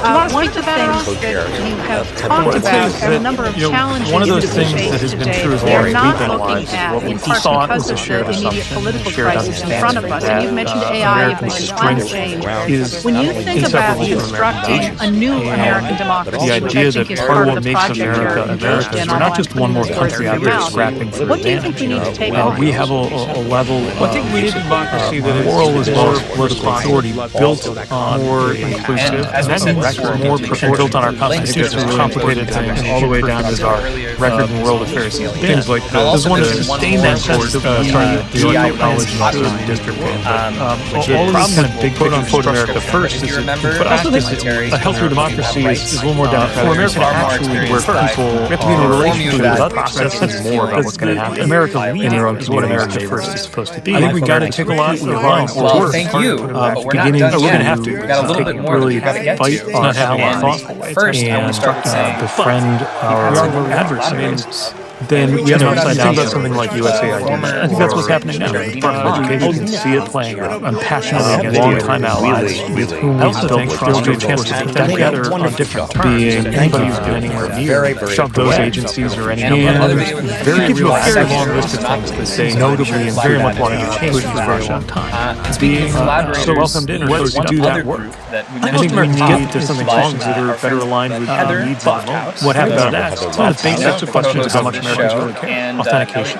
Here I was setting you up for a conversation about the American Puritans. Screwed up our ways of doing I that. too studied the Puritans in school, and I've been able to talk about them in my professional life exactly 0 times. So I had great hopes that we were going to be able to talk about all kinds of things that are just technical but okay. design. All right, so let's go from deeply that moral to questions about what does it mean for the fact that Supreme you've Court said to in a be number of places more that this moment is not responsive to the unprecedented, American and to people put it in a larger than context. the way How it's does this currently look set to up. you? I know you And compared all this of back that to the should be on the 1960s in the table. past. Given that we are living What in a would you moment say where we should clearly look to the make democracy sense of where we are now? was rickety. Well, I think a lot of people, certainly a lot of people left of center, are horrified by what's happening I and feel have that to it's laugh without when you precedent. think about But I this. do think we need to You look look no at further back than the and 60s I agree with you. to find So I examples looked of at the things political like structures political of violence on and American it's soil, interesting to come at the same unlawful question and in violent very behavior different by ways. authorities. But In those cases, more likely to be state and local. like but still, literally, if you are trying to say, and I think that's a reminder to that those modernize kinds of American things society, overcome. or I want to end gerrymandering, Yes, we or have I want to, definitely not seen my big president thing act is like this higher president. taxes on the very No wealthy. question about What does that look like? That doesn't How do mean we're you completely rebuild unprepared an by institution experience like for this USAID, moment. or I maybe think not looking that at one, how but moral of course authority other functions, countries, but an institution that we care deeply about, and that has equally been gutted. important, and I'd love to How kind of literally gather does some of one your go insights about on saying, hey, other we need about periods where some 149 technologies people, we and have so we need wonderful 40 parking I spaces? don't just mean the pre-Civil War period that I think comes to mind for a lot of people looking at the level of polarization we have in the country, but also we have been doing that moments when it was hard to get a shared knowledge I'll add that for that's all why I of do you think it's always watching easier to back, debate a shared sense of exclusive that would let us have more coalition in our society cutting across the regular. I'm thinking about the fact that we, as people sometimes don't have disproportionate party structures. saying that's the way it is. We don't all watch the same news broadcasts. We're all getting different approaches to one vote on our council. And I'm wondering if maybe that's my biggest adversary, more precedented than we think, because if this were it was much more like, say, late 19th century. You know, you had friends who was reading a Whig paper, predetermined abolitionist paper. There have been times, you know, the paper, the whole understand better than I, where that was true deeper in federal politics. You know, the whole yellow journalism back then. There have been many moments, you know, it mattered as much whether you were a northern Democrat or a southern Democrat as whether you were a Democrat. We got through that, right? There were regional and actually, I talk a lot about how we look a lot like we were in the period of the 1890s, when you had deeply polarized newspapers that were affiliated with different political parties, but you also had upstart independent media. You had hundreds of black newspapers, you had indigenous newspapers, you had all sorts of independent media taking a look at the positions of the politicians in power and saying, you know, basically they're just putting money into the pockets of the robber barons. And from that, you got the rise of independent media, you got the rise of muckraking media, and you got the rise of things like McClure's magazine, which a lot of people have heard about, which looked at corruption, for example, and how the system was being stacked for a very few wealthy people. And they managed to take over the information space because they were dealing in reality in people's actual lives. They were getting traction, and if you think about the rise of McClure's magazine, which really takes off, it's around for a while, but it really takes off in the beginning of the 19th century.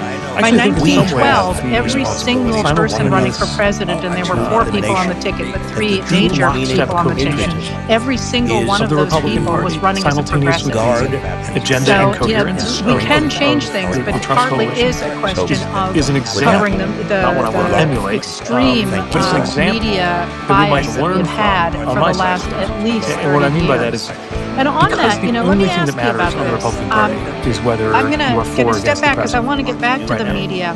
You can actually be for or against anything else you have talked about are the number of challenges that we face today that we are not looking at, in part because of the immediate political crisis in front of us. And you've mentioned AI, you've mentioned climate change. When you think about constructing a new American democracy, which I think is part of the project you're engaged in, although I'm putting those words in your mouth, what do you think making sure the wealthy pay their fair share? Making sure everybody can get access to health, making sure that there is family leave in this country like every other, and that means more prevalent than not. I think that's a really important thing, all the way down to things like the Supreme Court, the Electoral College and all sorts of districts.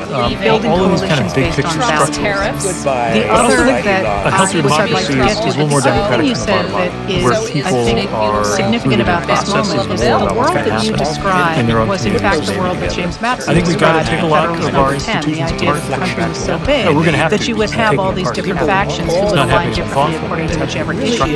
And in fact, until the 1970s, you think about something like USAID or country above party when, for example, they told Richard Nixon that they would in fact convict him of the charges on different terms. Anybody who's been anywhere near those agencies and I know that you have talked in the past you a very long list of things that they very much wanted to change. The government that we've had in place for the last 40 years has not served a number of people, and therefore it has developed sort of populist economics and populist anger that we're seeing now in the MAGA movement.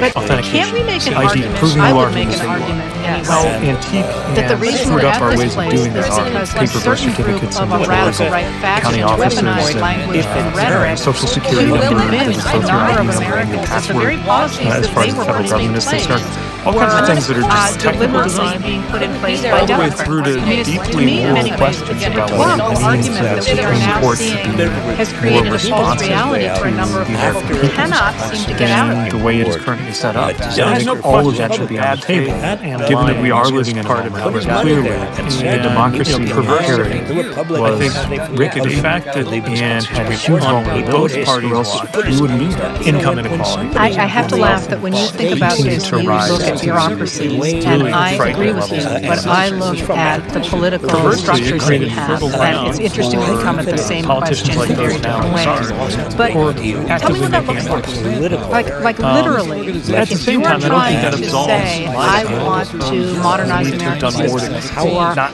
I want to end gerrymandering, or I want to, you know, my next thing is higher taxes on very wealthy. What does that look like? How do you rebuild an institution like USAID, I wouldn't have the political or perspective. maybe not that one because that of course involves our countries, but an institution that we care deeply about that has been gutted. How literally does one go about saying, hey, we need about 149 people, Ultimately, so what matters, we need especially for the purpose of 40 building parking social spaces. Trump, How does one do it? well, if the results weren't there, they're definitely not there. A lot of the machinery we have for doing that is we really do have Congress that becomes maladapted to its job. That's why I'm not going to argue with closer you to because home. obviously that's what I do, It but I will requires push back on you on that. The coalitions Biden that administration cut did across deliver a regular results. I watched them every boundary, single night. and You are not invested in locked in by transportation, you invested in disproportionate infrastructure, party you structure. managed to So make in local government, this the wealth happened all the time. inequality I was in mayor. America My significantly closest less ally than on it one had been vote on our before council 2021. I mean, I could go biggest down this whole adversary list. has been Insulin bumped. cheaper, the best economy in the world, and so much more on. dynamic. And the payment for You that know, you had friends, was you had we turned foes, on but it wasn't predetermined. As you know, there have been times, as you know, you can understand better than I, where that was true. For example, in federal politics as well. We learned about how it mattered as much whether you were a Northern Democrat or a Southern Democrat, whether you were a Democrat or whether you were a match my regional identities that overlapped to follow through the ones that were funded. The day that President Biden finds some way to create the conditions for that to happen. I think it's the only way. I know this makes sound that are some. It's such a long list. Your point about having more time to show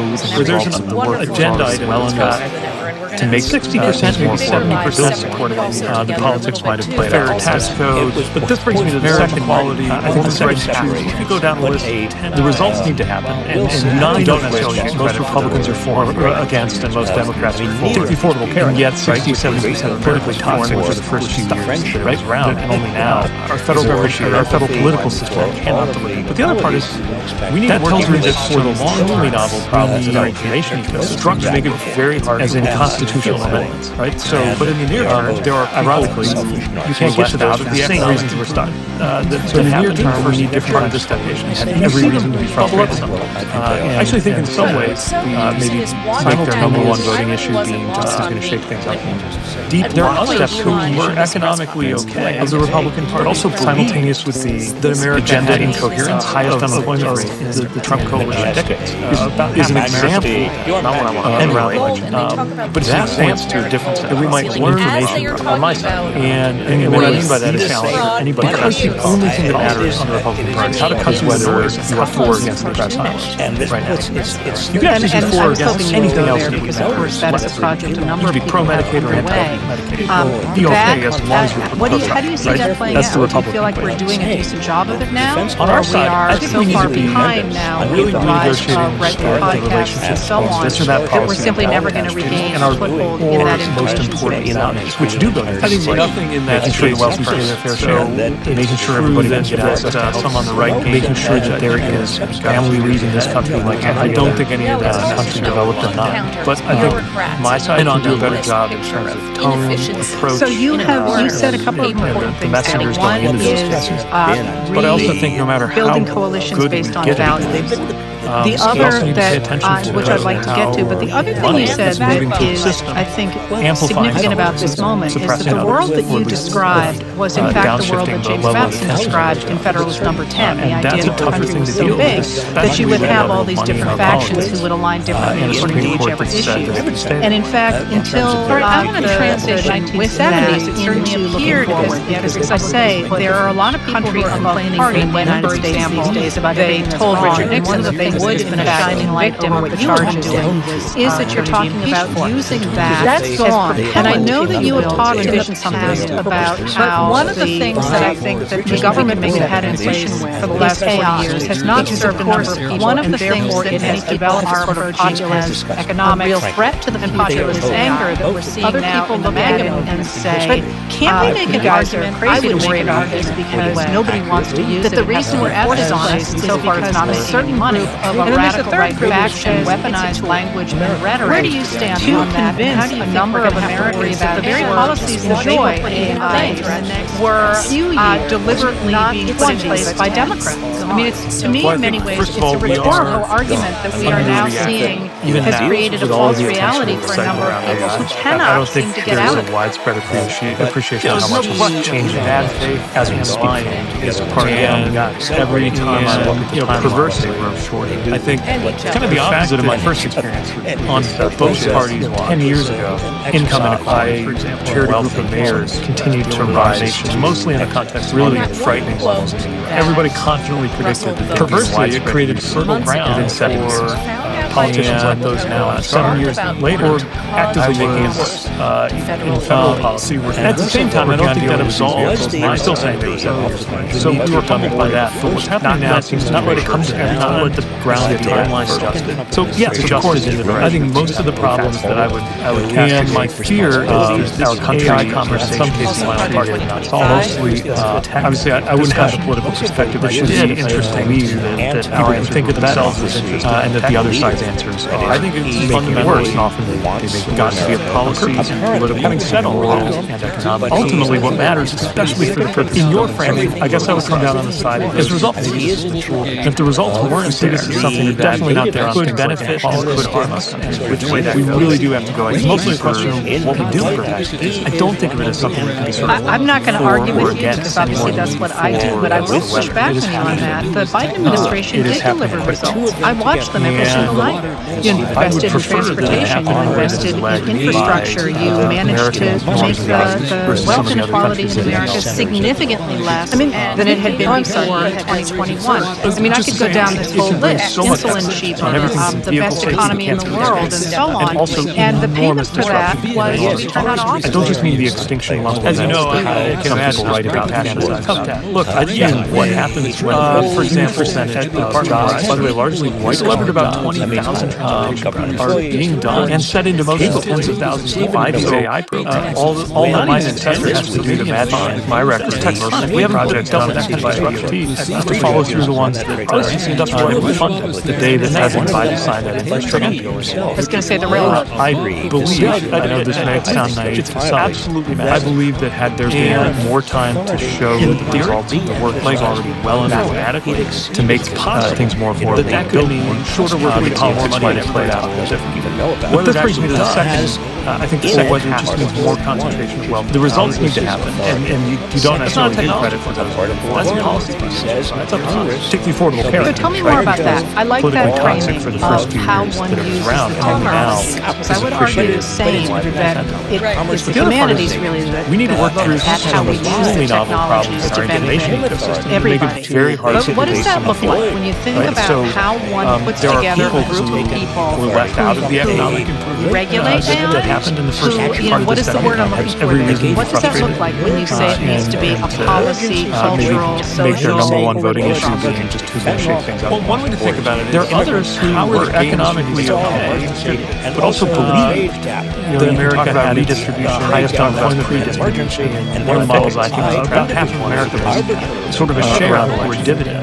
That points to a different set of information that goes out to the end. I think in many ways, after all, anybody trained on data and all of us put out how to cut through the noise and cut through those information silos. It relies on the internet, which is itself created by the American taxpayer. And I was hoping you would go there because, of course, that is a project a number of people have underway. It's reasonable to expect that while enterprises how do you see that playing out? Do you feel like we're doing a decent job of it now, or we are so far behind now with the rise of red meat podcasts and so on that we're simply never going to regain a foothold in that information space? I think nothing in that space is perfect. So I think another part of it is true that some on the right gain the edge. Is there a way to deal Americans? I don't think any of that is all.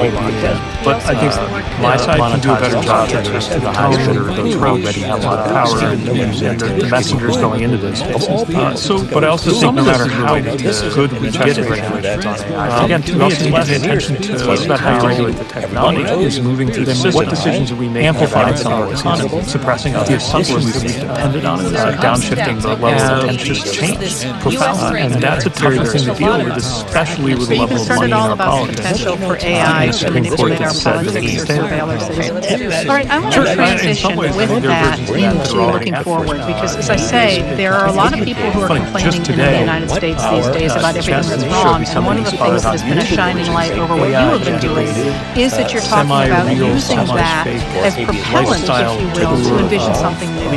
But one of the things that I think that maybe we can make that transition with is AI. Because, of course, one of the things that many people are approaching as a real threat to the future is AI.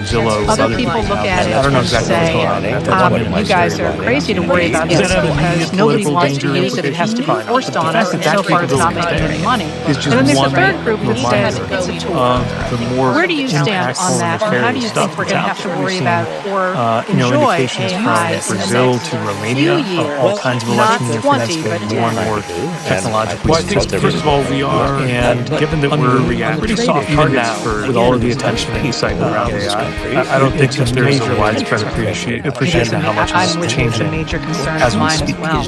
So let's, every time I look at the timeline, it's kind of the opposite of my first experience with this stuff, which is 10 years ago, you would like to see a reimagined democracy. Where I'm really going with that is one of the things that jumps out about everybody confidently predicted that they'd be widespread within 7 years. And what that means in terms of the way you interact with people, but also in terms of the way you think about government. And to my mind, this is something that we have way under-emphasized. But what's happening now seems to be the development of the American government really since about 1935, it's adjusted in the direction insisted on the Social Security Act. And my fear that is idea that of this using AI government to protect the community as equal, rather than simply protecting the idea of labor, capital, and access people to who think of resources themselves seems as to me to interested in have been the most profound change I we've think had it's in our government.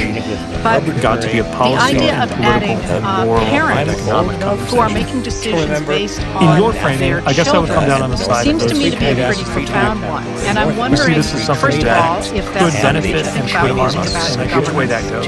But It's mostly a also, question of how what do you think I don't think of it as something some of the you favor changes that you would like to against see anymore than in a you revitalized against the weather. American democracy that can really do the It things is that happening we want it to do and that it has done in our past, I would but just prefer not in that our it happen in a way that is led by Well, I think every parent America's says that normal first time, values, but a world of difference at the moment you become a parent. I mean, That was I'm sorry, certainly go ahead. the experience that Chastity and I Just to had say, from the I first am moment so much that we hold vehicle safety arms now 3 and also enormous disruption. And I think the same is also just mean the extinction level policy that at least some people write about and fantasize about. Oriented around what happens when a huge percentage of jobs, by the way, largely white, more prepared to invest in education, are being taken questions of sustainability and climate by these AI programs. In short, I think they'd make fun more as tectonic. We haven't dealt with that kind of disruption instead of thinking about how this industrial revolution play out next year.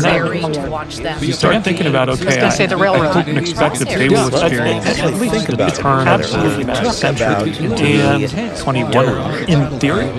So what has to be in place now during our lifetime to make that could be shorter work weeks and more money? And that does include things like whether it's more serious about what's happening or whether it just needs more concentration on economic sustainability. I would argue it mostly means when it's a policy that liberals tend to care about. So tell me more about that. I like that framing of how one uses technology. Because I would argue the same, that it's the humanities really that look at how we use the technologies to benefit everybody. But what does that look like when you think about how one puts together a group of people who regulate AI? Who, what is the word I'm looking for there? What does that look like when you say it needs to be a policy, cultural, social, political problem? One way to think about it is how are the gains to realize how messed up it is that you talk about redistribution, talk about pre-distribution. One of the models I think is for all kinds of years, many of which is sort of a share or dividend to the value stores created under this technology that goes out to the American. How can we still be the only country on data that all of us put out into a national system for read? It relies on the internet. It's self-created by the American taxpayer. It's just so he's a kid. It's reasonable to school that while enterprises make a profit, if you look at the American connection share that too, we wire that up in the right way to be responsive parts to the issue dishwashers, some of the labor it's become less expensive. But it's not the whole answer in airlines. I think another part of it is who gets to use this compared to the changes in the cost. Is there a way to deal Americans in on that without it all being monetized and brought to the highest bidder, those who already have a lot of power to use it to mean if you're just looking at an average product. So some of this is related to, and worse, you're touching the story away from specifically. Again, to me, it's less about how you're going to have their concerns weighed and what decisions are we making about our economy. I'm not going to argue with you. I have 3 children of my own, and just the difficulty of actually managing. Are you concerned at all about the potential for AI to manipulate our politics or surveillance? It was mind-boggling when I did it. Sure, in some ways, I think they're but great. I wonder what that means for rethinking government. So just today, and I want to just summarize. We've talked about YouTube, which is focusing on consensus, and you're right. Semi-real, Issues that are not explicitly polarized, Americans agree overwhelmingly. I believe you're 2/3 some of it people uses like publicly available footage and pictures that are from higher taxes on the wealthy, and then it's interspersed with gun safety legislation, so on. Might just be a little bit low. So you've talked about building consensus. You've talked about political danger working at the local level on issues that people can't really look at and get a different perspective on whether or not they're impactful and nefarious you talked about getting out of the information science. Indications what does from it Brazil look to like when you Romania, talk all about kinds of election interference using our past technologically to create a new sophisticated. future? And I know in the given past that you we're talked about pretty the soft importance targets of for Studebaker to your town, it's but a you've major, also major talked about American principles of freedom It's a and major so on. concern of If you mine were as well. talking to people, so let's in the few minutes we have left, we're trying to create a new world, trying to bring a new America into existence. Changes things you would like should emphasize when they talk about reimagine what they should do to make that happen. Where I'm really going with that is one of the things that jumps out about your writers is you do talk about the importance of heritage and what that means in terms of the way you interact with people, but also in terms of the way you think about governance. And to my mind, this is something that we have way underemphasized when we have looked at the development of the American government. Really, since about 1935, when Francis Perkins insisted on the Social Security Act. That idea of using the government to protect a community as equal, rather than simply protecting the idea of labor capital and access to resources, seems to me to have been the most profound change we've had in our government. But the idea of adding parents who are making decisions based on their children in terms of principles, seems to me to be a pretty profound one. And I'm wondering, first of all, if that's something that you think about when you think about a government. But also, how do you think about some of the changes that you would like to see in a revitalized American democracy that can really do the things that we want it to do, that it has done in our past, but just not in our recent history? I think every parent says live a life where you're choosing the world looks different. You want to have the kind of education you certainly get to do any number of things you want to do with your life. First moment that a politician held our twins in our arms, artistry, almost years, an astronaut, whatever it's going to be. I think the same is also true for your policy of those kind of thicker things about a freedom versus just oriented around it's been talked about most of my life, but things look just about you are more prepared to invest in education. I think a really important question is sustainability and climate change appeal to shared values. In short, but also I think in very specific policies, which long-term are against, because instead of thinking about how this or that decision will play out, and it's in the unfolding of that argument, to start thinking about, okay, I hope and expect that they will experience. The biggest thing I think to learn of the century into the 21 of it, it's the very, so what has to be in place now during our lifetimes to make that unpleasantness, to put it mildly, and that does include things like this being more serious about what's happening. Signals how important it is, or all of the moments in history. I would argue it mostly means admire. Liberals tend to care about more. We're pretty brutal to be in the middle. I think it also makes them so interesting. Take a harder look at some things better for worse. We're in one that has historically been more conservative. That should propel us to the left and center left should pay more attention. As so many things get burned down around us, more serious what we would build instead. And then there's just family policy itself. What is the everyday experience of being a parent like? I just want to add your concept there Dreams out now that it's one thing to think in theory, which involves government actually doing things as opposed to freedom from that is crucially important. And to while I realize wanted to give you that last word, I do want to make sure people heard that because it's a really important conception in the present of what freedom means, but it's not new to American history. In fact, they've talked about it a lot in the past. So I want to thank you, Mr. Secretary, for taking the time to be here.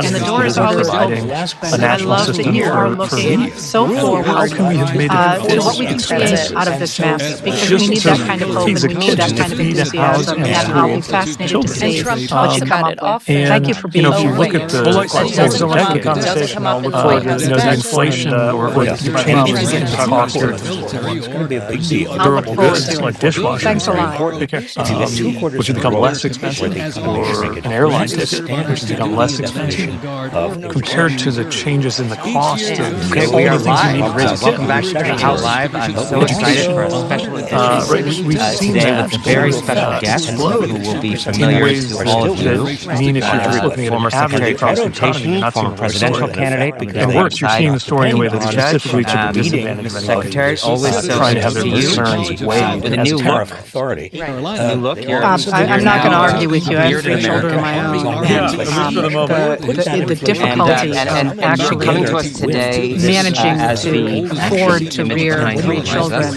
live from Iowa. It was mind-boggling when I did it, and it's even worse now. But I wonder what that means for rethinking government. So you've talked, and I want to just summarize. But I want to ask you You've first. talked about for me this week, I focusing feel on like I actually consensus, had a and you're air right travel on issues that are not explicitly polarized. Americans agree that is unfolding overwhelmingly. across this country. And of You're course, 2/3 as of everything now people seems to support cause, there's things this like kind of complete split screen story. higher taxes what's on the going on, wealthy, who's or to common blame. sense I fear that if a gun nuclear safety weapon lands in this legislation and country, so would on also might even be a result little in a bit low. partisan So bickering you've about talked about building consensus. You've explain talked what is about happening. working at the Do you look local back and level see any on issues that kind people of can't failures, really limitations in look what at was done and during the get a Biden different administration perspective on whether or not there are potholes. You talked about getting out of information silos. And what does it look like when you talk about using our past And the you government said reality I know in the is we past have you talked about had, the importance FAA of Ted certification Baker right to your town, They but you've really also talked about started American to principles show of just freedom how and so big on. it is. If you were talking, as you are actually right now, who are trying to create a new world, trying to bring a new America into existence, what kind of things do you think they should emphasize when they talk to people, and what they should do to make that happen? We turn that around. Well, I think we can emphasize very shortfall numbers that are rooted in we got that number experience, and it was still going to take a while to catch up on both sides of history. History is finally turned around of what can go wrong. Shrinking air traffic control workforce. Also, just as importantly, growing workforce. Full of examples. I don't know if it's growing. How we can do better. And maybe the big thing is you can't have one without buyout emails that went out. Understand the courage that that's wonders of the civil rights. Second thing, without understanding the darkness of what they're running. All of the most inspiring basic airport infrastructure that are part of our aviation have been moments in which we're facing down really hard that we were able to do a lot of that. We're here at Cedar Rapids. I think we're facing down some pretty dark airport terminal yesterday right now. In terms of principles, I'm a big believer in because we funded a set of improvements to that. Not just negative concerns about freedom from done, where although they got the third on that, maybe the tough time on the ball is really technology. So you've got technology that's been bolted on, kind of, but also freedom too. What your government needs to look like. There are a lot of freedom to raise a child and do so. Part of why is freedom it is. Part of why you live a life of your choosing. Marry who you want to marry. That system, the kind of education you get, do a number of liver you want, unbelievable result, whether you want to be a politician or an or an artist or an engineer, fatal commercial airliner crash, which is, I mean, if we could get anywhere close to that, thicker forms of freedom, something like, the way it's been talked about most of my life, freedom would say literally avoiding the rules and regulation. I think we're really important way to clearly build change. I was ignoring the appeal to shared values. So, but also in very specific policies, some people need technology that is there. That days back and it's in the old that argument that the Americans had decades ago, moving to an internet system. I would like for people to feel all I know now is what I read in the news.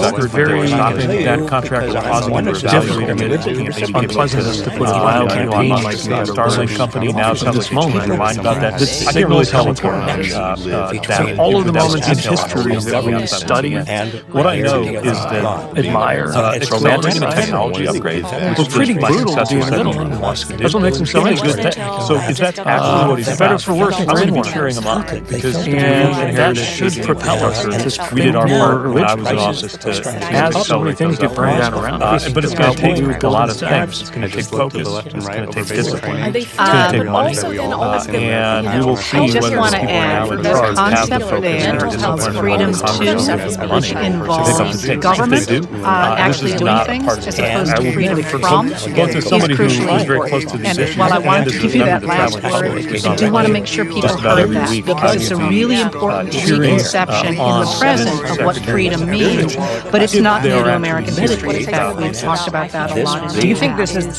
So I want to thank you, Mr. Secretary, for taking the time to be here. And the door is always open. I love that you are looking so forward to what we can create out of this mess. We need that kind of hope, we need that kind of enthusiasm, and I'll be fascinated to see what you come up with. Thank you for being here. Well, likewise, thanks so much for the conversation. I'll look forward to the next one, and hopefully I can keep my promise and talk about Harrison. I think that's a very real phenomenon. Thanks a lot. I remember during some of the shutdowns, there was the same thing where you had congressional Republicans in particular portraying anybody welcome back to Ink Live. I'm so excited for our special edition today with a very special guest. Among other things, our air familiar to all of you, former Secretary of Transportation, former presidential candidate, that anybody who's in public service basically Secretary, always so good to see you. Or worse, I mean, I forget which Trump administration official you're now said that their goal bearded was to American. traumatize at least for the moment, federal workforce. And you're coming to us today as the image behind us, live from Iowa. And very difficult. The last thing I want to any air traffic controllers that are worried about or thinking about is whether the administration is going to work. We'll get to that later, but I want to ask this first. I think it's on a lot of people's minds. Let us know if you want to air travel crisis that is unfolding across this country. And of course, as everything now seems to cause, there's this kind of complete split screen story of what's going on, who's to blame. I fear that if a nuclear weapon landed in this country would also result in a partisan victory about who did what. Can you just explain what is happening? Did you look back and see any kind of failures and limitations when it was done during the Biden administration? Maybe a couple months ago, ability to do this. So I'm less interested in trademark and more interested in problem solving. But it was a response that I've never seen from what my successor needs to focus on. I'm consolidating my views on some things right now and want to make sure we can make the most of the conversation. I can't remember really starting your line of work. I need to think a little bit. I need to read. I need to gather information. I know you've been doing that. And of course, you're consolidating views not on people transfer on workforce. Air traffic control staffing has been declining for decades. And being from where you were from, living where you now live in Michigan, there was a shortage. We saw I'm sure a lot of that thinking is about you know these people, you know these communities. It was still going to take a while to catch up to where it just a little under half of our country finally turned around the shrinking air traffic control workforce and handed a growing workforce to many people so menacing. I don't know what if have you learned today as you've done that reading, buyout emails. I'm curious what you know, not to take a few months to come on the show. What do you know that maybe you didn't know 3 months ago? So that's why we push so hard on it. We've got a lot of basic airport infrastructure as part of our aviation system. And so I'm really glad that we were able to do a lot of that. So we're here in Cedar Rapids all day. Went through the day that he resigned in disgrace. President Nixon had the last time I was there was construction delay. Right, there's always funded a set of improvements to that. At the same time, they were complaining about fentanyl coming from Canada. Had no illusion about maybe stuff we're willing to vote for technology that's been bolted on kind of one to shake things up and are now looking at what's happening and saying, and there are a lot of elements of making it better off. I sadly remember that that's what I'm doing the way it is. Part of why the FAA town hall this evening about that is this sponsored by VoteFest, which all of the nonprofit organizations deliver unbelievable results in terms of but we had a smaller the year, there's zero fatal commercial airline crashes. How much is, I mean, if we could get anyone close to that to the VA on something like a veteran who, cars, trucks, small business, we would save literally hundreds of thousands of lives. And it's a chocolate business. And now clearly needs to change. I was enormously frustrated with most of the supplies. One of the things we did on my watch was launching contracts was the technology that's there. But I guess what I'm getting at is a lot of folks aren't why Tim Beal tells me about all of this in terms of the political part of decades. They're thinking about how internet-based systems, and what I think is critically important for people I heard in my party, I think that contract generally is more valuing it. It seems really, Elon Musk, what Starlink saying now tells us about that we can all. I can't really tell what's going on right now. Coming out of Washington, that much detail on that. And what I know is that accelerating a technology, I'm very concerned that successful setting wants to do. We could. It's a good thing. So that's actually what it's about. And still not do because we inherited aging infrastructure. We did our part when I was in office. Our economy, our government, our society, but it's going to take a lot of things. It's going to take focus. Guys like Trump doesn't take discipline. It's going to take money. Countries don't just. And we will see when random now in charge have the focus and discipline, whether or not that is so broke to pick up the debt. If they do, people should not part of things they used to really care about it. Both as somebody who was very close to these issues, the truth is, and still that's all traveling the way I think playing somebody just about every in government at the pace of hearing on kind of deploying a lot of these ideas. If they are actually serious. Now I've had a chance to do you think this is slow down, have those conversations. In some of the chaos right now, is the inevitable consequence of a political movement I'm determined to make the most of that makes war on government. It's going to talk down the idea of government, that kind of valorizes the chainsaw as the appropriate way of dealing with government agencies. Do you think that this is where that kind of thinking and I mean, look, obviously there's a lot of activity. I think that's a very real phenomenon. I remember some of the message of what's the same change now. And yet, Brett also talks all of the portraying anybody who works for the government as a, faceless bureaucrat in Washington, D.C. And meanwhile, I'm thinking about hydraulics, among other things, are aircraft controllers. What I'm supposed to tell them that they're not getting paid because of the government. He did a bunch of things. So if you have this mentality that anybody who's in public service is basically a waste of resources, or worse, I mean, I forget which Trump administration official came in and said that their goal was to, quote, traumatize the federal workforce. Obviously, when you do that, this guy's it's really going to have an disappointing effect on us, hurting us, and therefore we go here. That both migration is wildly kind of one and step very difficult. The last thing I want any air traffic controller to be worried about or thinking about is whether the administration that they work is going to come after their job. They'll release an email saying that, let us know if you want to quit to do something more productive. Only to have the secretary then say, that was never supposed to go to the air traffic different positionalities related to we didn't. So this give me your most obviously that kind of honest stuff sense doesn't help. publication date of the is moved up Democratic to Party. What would help is to have consistency support and a lot of change. I think anybody who works in the industry virtually everybody will tell you there's a lot of things and shaking it up. absorb some of that anger. What is most is not about the current if I've read when I break this down into you maybe a couple months ago asked me to do this, you responded how we say it, and I felt like a trademark you, but it was a response that I realized I'd never seen from politicians. Here's what you said. I'm consolidating my views on some things right now and want to make sure we can make the most of the conversation. I can't remember someone in your line of work saying, I need to think a little bit. I need to read, I need to gather information. I know you've been doing that.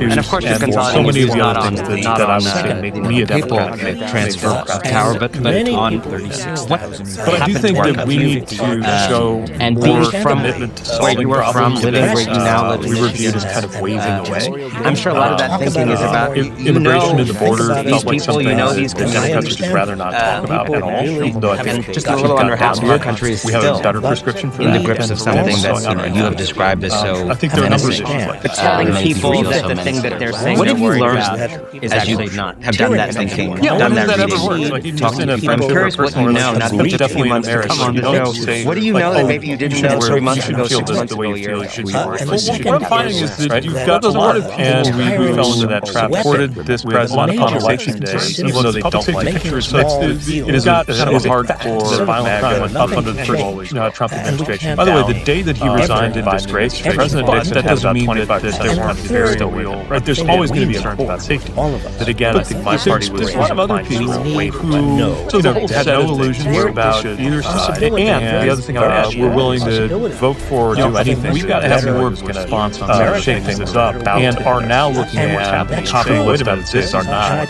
making us better off. I just have a group of veterans here in Cedar Rapids. That's what I'm doing about it. Everybody's saying that the town hall meeting hits that is sponsored by vote. President Trump said a nonprofit organization that I won, which makes me think that. But we had just a smaller off the record. I was really worried about I'm not making this up. I'm talking about how folks are being affected by this stuff. Everything from cuts to the VA to a veteran who started a small business after he came out of not a active duty civil and it's a chocolate business, and now he's facing these tariffs. I mean, the displacement that most of the supplies don't really count on. He's talking about what that is, what that means. It could be something we haven't seen since the 17th century. And but I guess what I'm getting at is a lot of folks more than just thinking about all of this in terms of the political party. They're thinking about how everything happening around questions about how we think labor and what I think is critically important for people in our party and those who generally want to bring change. I think sharper answers. Really, so that's the kind of what before you move on to number 2 on about what we can all agree on right now coming out of Washington. Just to push it a little further, there is this, there has been and is still this kind of raging argument within your party about center versus progressive. There was some synthesis of those things under Biden, I would argue. In 2026, you still have groups like Third Way in Washington saying the only way to beat someone like Trump is to go back to basically a kind of our government, society, and our politics were healthy. And then you have people, Abdul Syed, guys like Trump running for Senate in Michigan, as you know. Countries don't we were just on with us last week saying the opposite. He said we can't beat something with nothing. We can't do this whole tinkering, Bill Clinton stuff. People shed some things they used to really care about in order to try to get some change. Stop texting their mother. The truth is, I'm still consolidating. Those are two really different visions. Some of these things. When you're in government, you ran in a primary where you're kind of deploying a lot of the ideas and a lot of the inputs that you've got over time. Do you now feel I've got a chance would show up differently slow down, have those conversations, on that question in this moment, do things given that you just what's don't get to happening, do given people's disconnect from the party? And I'm determined to make the most of that. I think about something that Lincoln said. I also don't think tinkering is going to do the job. Supposedly said. I mean, again, if you give me 6 hours to chop down a message, I would spend the first 4 especially people who voted with us and it's a good time. I mean, look, obviously there's a lot of activity that can't wait. Not just politically, which is why I'm doing everything I can to this society that helps spread a message of what needs to change. That has reached extreme levels. It's also time for all of us to sharpen income inequality. And that is confronting in the form of AI what might be the most profound restructuring of our in some ways, the hydraulics of American politics are still working as normal in that it just can't be one, what we need he did a bunch of things that are unpopular, that we started building support for all the reasons you said. I think what continues to be very surprising, or maybe not surprising, and this is the other thing that the Democrats are underperforming him. It's kind of a hard thing for the even in those conditions. Which is so it's not that okay, this guy's really disappointing us or hurting us, and therefore we go here. That migration is not happening. It's kind of one step without the and their politics and policy today. And what I mean by it, don't get me wrong. Like probably everybody watching this has their own theory of why, and maybe feels that way themselves. And Vance to some extent, kind of coexisting you know the with party, traditional you've spoken conservatives, about the party's limitations, you've run regulations. Within there's a lot of contradictions there. You've kind of had different positionalities related to it. Give me your most honest sense of the Democratic Party deals with really big philosophical questions, comes up with right-wing answers meet this to moment those questions, in the eyes of virtually policy, everybody I've ever spoken to, and political machinery of the Republican Party. Absorb some of that anger. What is most wrong? What I'm really worried about the is current incarnation. The exact question that so I break this down into 3 areas. What we have to say is completely framed with reference to what how we say it.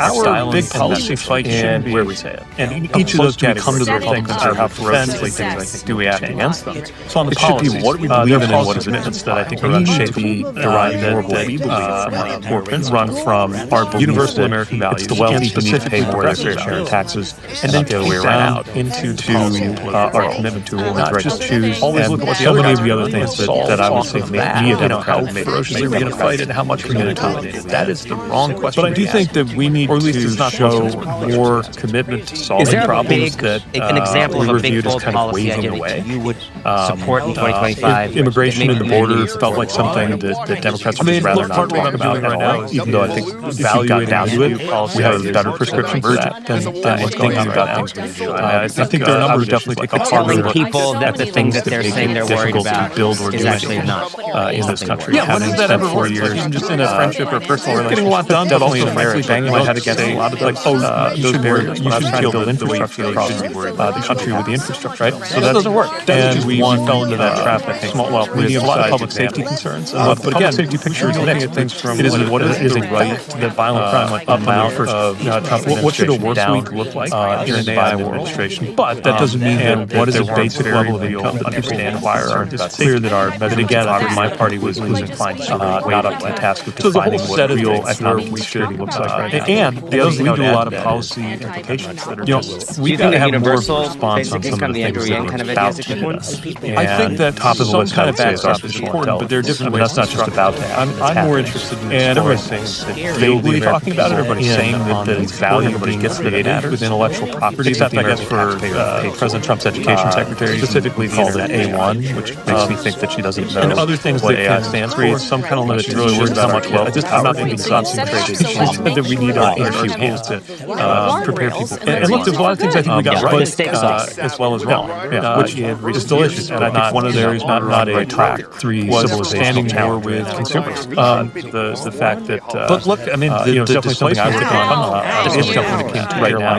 is protections. It could be something we have also in making sure that bank customers are better protected with that. That's more than just the work of the CFPB some current administrations, which is what my party likes to think about. Things that didn't get nearly enough really deep questions about how we think labor, like the click to community, and the FTC advance. This is the idea that those are the kinds of things we need to have your way into a subscription. So that's the kind of be able to click your way out of that subscription number 2 without having to be on the line. Just still on policy. Somebody that was never going to pick up. Just to push it a little further. There is this, there has been and still this kind of raging argument within your party about center versus progressive. There's some synthesis of those things under Biden, I would argue. But, you still have groups like Third Way in Washington. What's something you admire? The only way to beat someone like Trump is to go back to basically a kind of Robert Ruiz-ish consent power. And then you have people, Abdul Sayed is running for Senate in Michigan, as you know. He was just on with us last week saying the opposite. He said we can't beat something with nothing. We can't do this little tinkering. Bill Clinton stuff. You need to be about policies that people cannot stop texting their mother. Project 2025. Those are two really different visions. Like most of you ran in a primary where there was a version of that kind of there was serious advance. Do you feel you would show up differently policy on that question in this moment, given never read it? What's happened, given people's disconnect from the party? He set up an administration that I know not to be and I think in our side again has been so. I also don't think their side is going to do the job. That we have again to develop a clear message for so many people out of power, especially people who voted with us and against us, critically from one election. So I think, but also just something that not just politically, obviously the substance of it cannot be the case, but that in a society that is losing its grip, I think it's really important to recognize how powerful that has reached extreme levels of wealth. You and I talked about this last time. Really fascinating conversation about confronting in the form of AI what might be the most profound restructuring of our relationship between labor and capital since the 17th century. In this country was just can't be that what we need to do is fine-tune a bunch of stuff we inherited from the 90s that we started building in the 40s. Improve the well-being of the country by people not having as long as commute or and this is the other thing that those kinds of easy air travel. It's kind of a and hard you had a thing certain to faith that is that kind of improved well-being. Right actually was a clearer relationship between some of their first principles and their politics and policies. It's a lot. What are you about? Don't get me wrong. Like it's a mess under Trumpism. And I wonder now, techno-libertarians, with these kind of populists like Hawley and Vance to some extent, that the kind of technocratic with traditional conservatives, evidence-driven approach, the data-driven approach, regulations. The careful. There's a lot of contradictions. It does create works Look at how the Heritage against Foundation, the Cato Institute, flashbang and of that apparatus populist deals authoritarianism. with Do you think there's a need for a fundamental philosophical rethink questions, about comes up whether with right-wing answers sobriety to those questions, and then pushes those out through and policy, carefulness can match what is and coming political from the other side? machinery of the Republican Party? To me, the key isn't carefulness, it's delivery. What I'm really worried about was the exact question making sure that government deliver for people, and that your everyday experience is better. Framed with reference to more public trust, which would lead to a better big policy fight shouldn't be. I still believe that. How close do we come to work on a lot of how far do we act? 4 years. It should be what do we believe in and what does it deliver by. We need to derive from a transportation perspective from our core principles. If universal American values, 6-year term rather than a 4-year term. And then take that out. It's remarkable how different that might have been because of how long it was. Always look at what the other guys are doing and solve. Look, the truth is, part of why how some of those things are going to fight it, how much we're going to take longer. That is the wrong question. Is it we are too careful, or at least it's not most about delivery. So to me, like, is there a big, an example of a big, bold policy idea that you would support in 2025 that maybe you didn't even support? This is the part that I think we should retain. I mean, part of what I'm doing right now is evaluating the new policy ideas sometimes that are emerging fast and broken and thinking about things. But they also think I would definitely take a harder look at the things that make it difficult to build or do anything in this country, having spent 4 years. And that's getting a lot done, but also, frankly, banging my head against a lot of those barriers when I was trying to build infrastructure. Go deeper into kind of the country issue around the Democratic Party. That's just one medium-sized example. Look, it's not even really a party. We should be looking at things from what is the fundraising vessel. You're talking about the kind of what should a work week look like in an AI world? It's an organization what that is the basic level physically absent from a lot of the country, it's including clear that our measurements of poverty grew up. It's an organization that in many ways has not and those lead to a lot of relationship to donors versus. Do you think that Universal, I think certainly talking to people all over the country the last few months, it's an organization that people feel asks for $5 all the time, and then when you need defending, when you're terrified in these last few months, created with intellectual property like the American taxpayer could go too hard on the 25-year-old guy specifically the internet and other things that can create some kind of limitation on how much wealth and power can be concentrated in a few hands. I mean, I'm sure everyone who lives around and look, there's a lot of things I think we got right. Wrong to feel so profoundly offended by this organization. And I think one of the areas where we're on the right track was changing the way I look at consumers compared to the fact that it's definitely something I worked on obviously when it came to airline passengers now.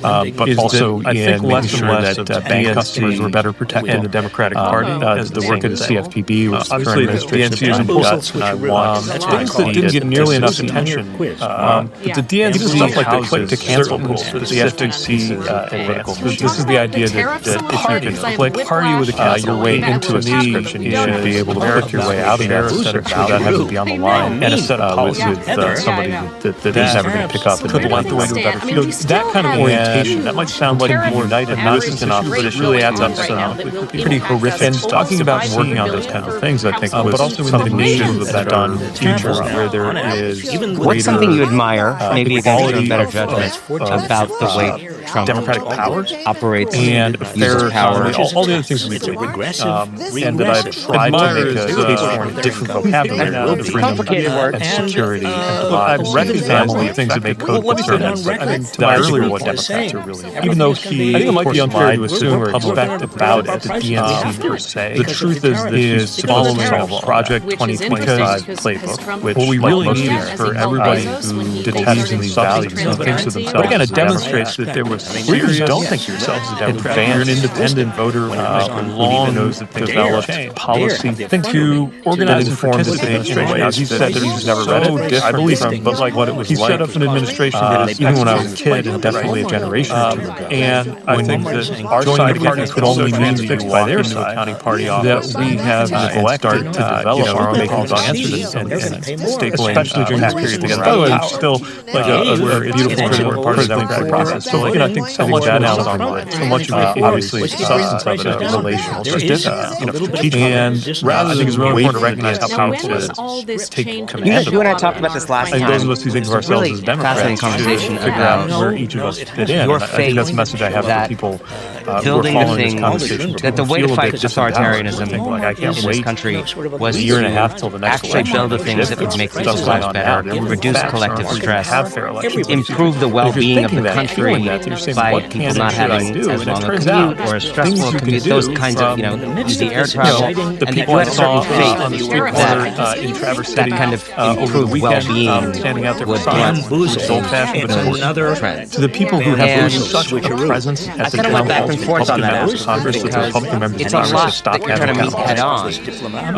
And I wonder now, as you look at the moment we're in, and not all of that is. do you still have faith that the kind of technocratic approach, the evidence-driven approach, the data-driven approach? As you know, David Hogg ran as a kind of young candidate for vice chair of the DNC. Again, is now being sort of pushed out. Do you think the big mistake, making a mistake authoritarianism? Do you think there's a need for a fundamental rethink about whether sobriety what he's talking about is and carefulness can match what he's coming from the other side? I get, which is the key is carefulness. I mean, frankly, I lived this because I was up for re-election. My view primary was often just making sure that government can't just deliver that you get to stay, that your everyday experience is better. Now, lead to more how that butts up against would lead to a better political organizing. I still believe in that party. We worked on a lot of things toward that. Obviously, that's something I 4 years have not reflected on to the extent that I would weigh in on the bylaws transportation perspective. But look, I do think if there has been a 6-year term rather than the 4-year thing that I think is very it's remarkable how different that might have been. If there will continue to be dissatisfaction with. But look, the truth is, part of why some of those things, if there's a feeling that all we got to do is kind of play the same about political base, so to me, like, expect a better result. People hear about delivery, maybe they think. Do you think? I mean, obviously, it's a very sensitive topic. Sometimes you have to be very bold in order to deliver stuff. I mean, this is the part that I think we should retain from the FDR. But I think when you have the age distribution we do in our politics, he moved fast and broke things. Not talk about it. But they also deliver. And there's a gerontocracy problem. They're moving fast. The Democratic Party and Congress in general. But for a party that represents the values you're talking about, that wants to make a case for the future, I want to ask you about that is trying to go deeper into the kind of issue around the Democratic Party. I've spoken to some people who say, leaders here, there. Do you think look, it's not even really a generational overhaul. You obviously fundraising that yourself personally. You're talking about the kind of. But I wonder at a much broader level, dozens and dozens of people. It's an organization that is kind of, would you say, physically absent from a lot of the country, including older folks in your party. You had a great run. It is an organization that, in many ways, has not. Maybe it's time for a reconcile its relationship to donors versus the public. I think certainly talking to people all over the country the last few months, it's an organization that people feel asks for $5 all the time, and then when you need defending, when you're terrified in these last few months, AOC's emergence on the political scene, it goes too hard on the 25-year-old guy at a dating app. So, and in a way, I generationally doing a version of that. I'm sure you have a more nuanced in my 30s. Obviously, I didn't run. But are people wrong? I mean, I'm sure everyone who lives around you tells you this. Like, are people wrong to feel so profoundly undefended by this organization? Galvanized young people. One thing that has changed in the way I look at things well into. But I do think it's 8 years ago when I ran for many figures in my party have struggled to do what is that I think what Nancy Pelosi, DNC, remains a very Democratic party is the same thing. But said obviously the DNC is important aside from leadership needed to succeed. But the DNC, I keep thinking about this meeting I had toward the end of my time with that political machine. One of my European counterparts, like the party with the cabinet election, to me is toward the end of America, by the way, share a set of values. You're not going to see me again, and a set of policies. So that, well, you know, light the way. I think it's really time for me to step aside and can be united, not just in opposition. And I remember going back in my office, pretty horrific stuff that we're seeing right now. But also in the name of a better, and it showed how different the culture was. Greater equality. Look, I'm not here to say you have to be this democratic power, and a fairer economy, all the other things, generational change, younger figures, and that I've tried to make a case for different vocabulary around freedom. You mentioned AOC. I wanted to ask you. I got a call. Family things that make code New York Times reporter that I think are what Democrats months ago, maybe, who was doing a story about it might be next generation to Democratic Party leadership, and DNC she was just calling around a bunch of people because who maybe talk too much. What we really need is for everybody give their believes in these values. And we ended up talking about you, and I ended up talking about you. Don't think yourself a Democrat, but you're an independent voter. What I said to her, and I'm curious how this lands with you, to organize and participate in ways I know that they're both just of you so different from personally what a it was little like bit more than I know. even when I was a kid, and definitely a generation or two It struck me that while the two of you have kind of landed joining very the party differently, could only mean that you walk into a county party office completely, but and you're start, at different places in the Democratic making buttons spectrum. and stapling packets together. By the way, said to it's this still reporter that like you a both strike beautiful me and in important part of the different democratic ways process. as But like, people so much of it now is online. have this kind of so much capacity to hold the breadth of the country relational in your mind and in your heart. And rather than wait for the DNC, which is not what we often talk about in politics, but every those time of I us talk who to you, think I of feel like ourselves you as just have an Democrats should instinct figure out where each of us fit in, and I think that's the message I have for and people. even if you are over who here, are following this conversation, you never quite feel a lose your bit mind disempowered. the breadth Like, that I you can't the wait. country with. And she, a year even though and a half she's till known the as next the progressive election, firebrand, it's came up different. and Stuff's going on now. organized They're in moving Texas. fast. And she has this other side of her that is If actually you're thinking that, deeply feeling that, you're saying, open what can and should I do? all And it kinds of turns people out, needing to be brought things into you can coalition. do. You see that in from, the Fighting Oligarchy tour. You know, the people I saw on the what your street relationship corner is with her, and then how you over see the someone like her. weekend, If standing you out there both are the signs, two people which is old-fashioned but most people are important. talking about. To the as people next who have been generation such a leaders. presence Tell at me the about town how you halls, see Republican her members of Congress, and the the Republican members of Congress have stopped having town halls. Yeah, I recognize what you're talking about. And, in fact, we really appreciated opportunities to work. Not all of that is the first time we met was actually organized at the dog traditional party close to as you know, David Hogg the ran US as a kind of DOT young was candidate where for she vice was chair of living the at the time. DNC And is now being sort of pushed out. Had Do you think opportunities there's a to talk mistake? about where things were headed, both pushing from them a out? political perspective. I haven't followed all of the in terms of baseball going on there. I think that what he's talking about is I think something that's definitely on the shoulder.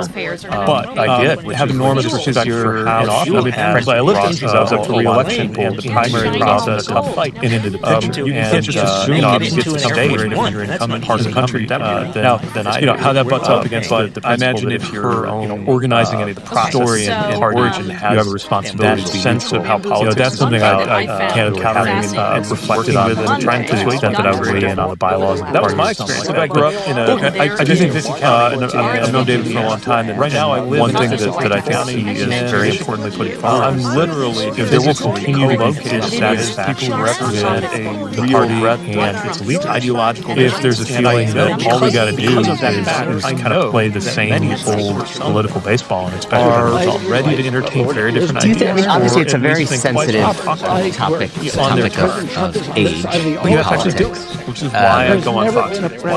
But I think when you have the age distribution that you do in our politics, online space, you also can't not been really progressive oriented. And there's a gerontocracy problem in the Democratic Party and Congress in general. I believe the politics but for a party that represents the values you're talking about and wants to make a there are a lot of future that is trying to build trust are ones who see that, understand that, and not talking about one or two leaders here or there. Do you think of AOC as someone you could have a kind of partnership with? Overall, you obviously tried to bring that yourself. Belong to the same party. I think we share. But I wonder at a much broader level, dozens and dozens of people. Do you think it's time for? Would you say respectfully to some of the older folks in your party who had a great run, you served, you've done an honorable thing?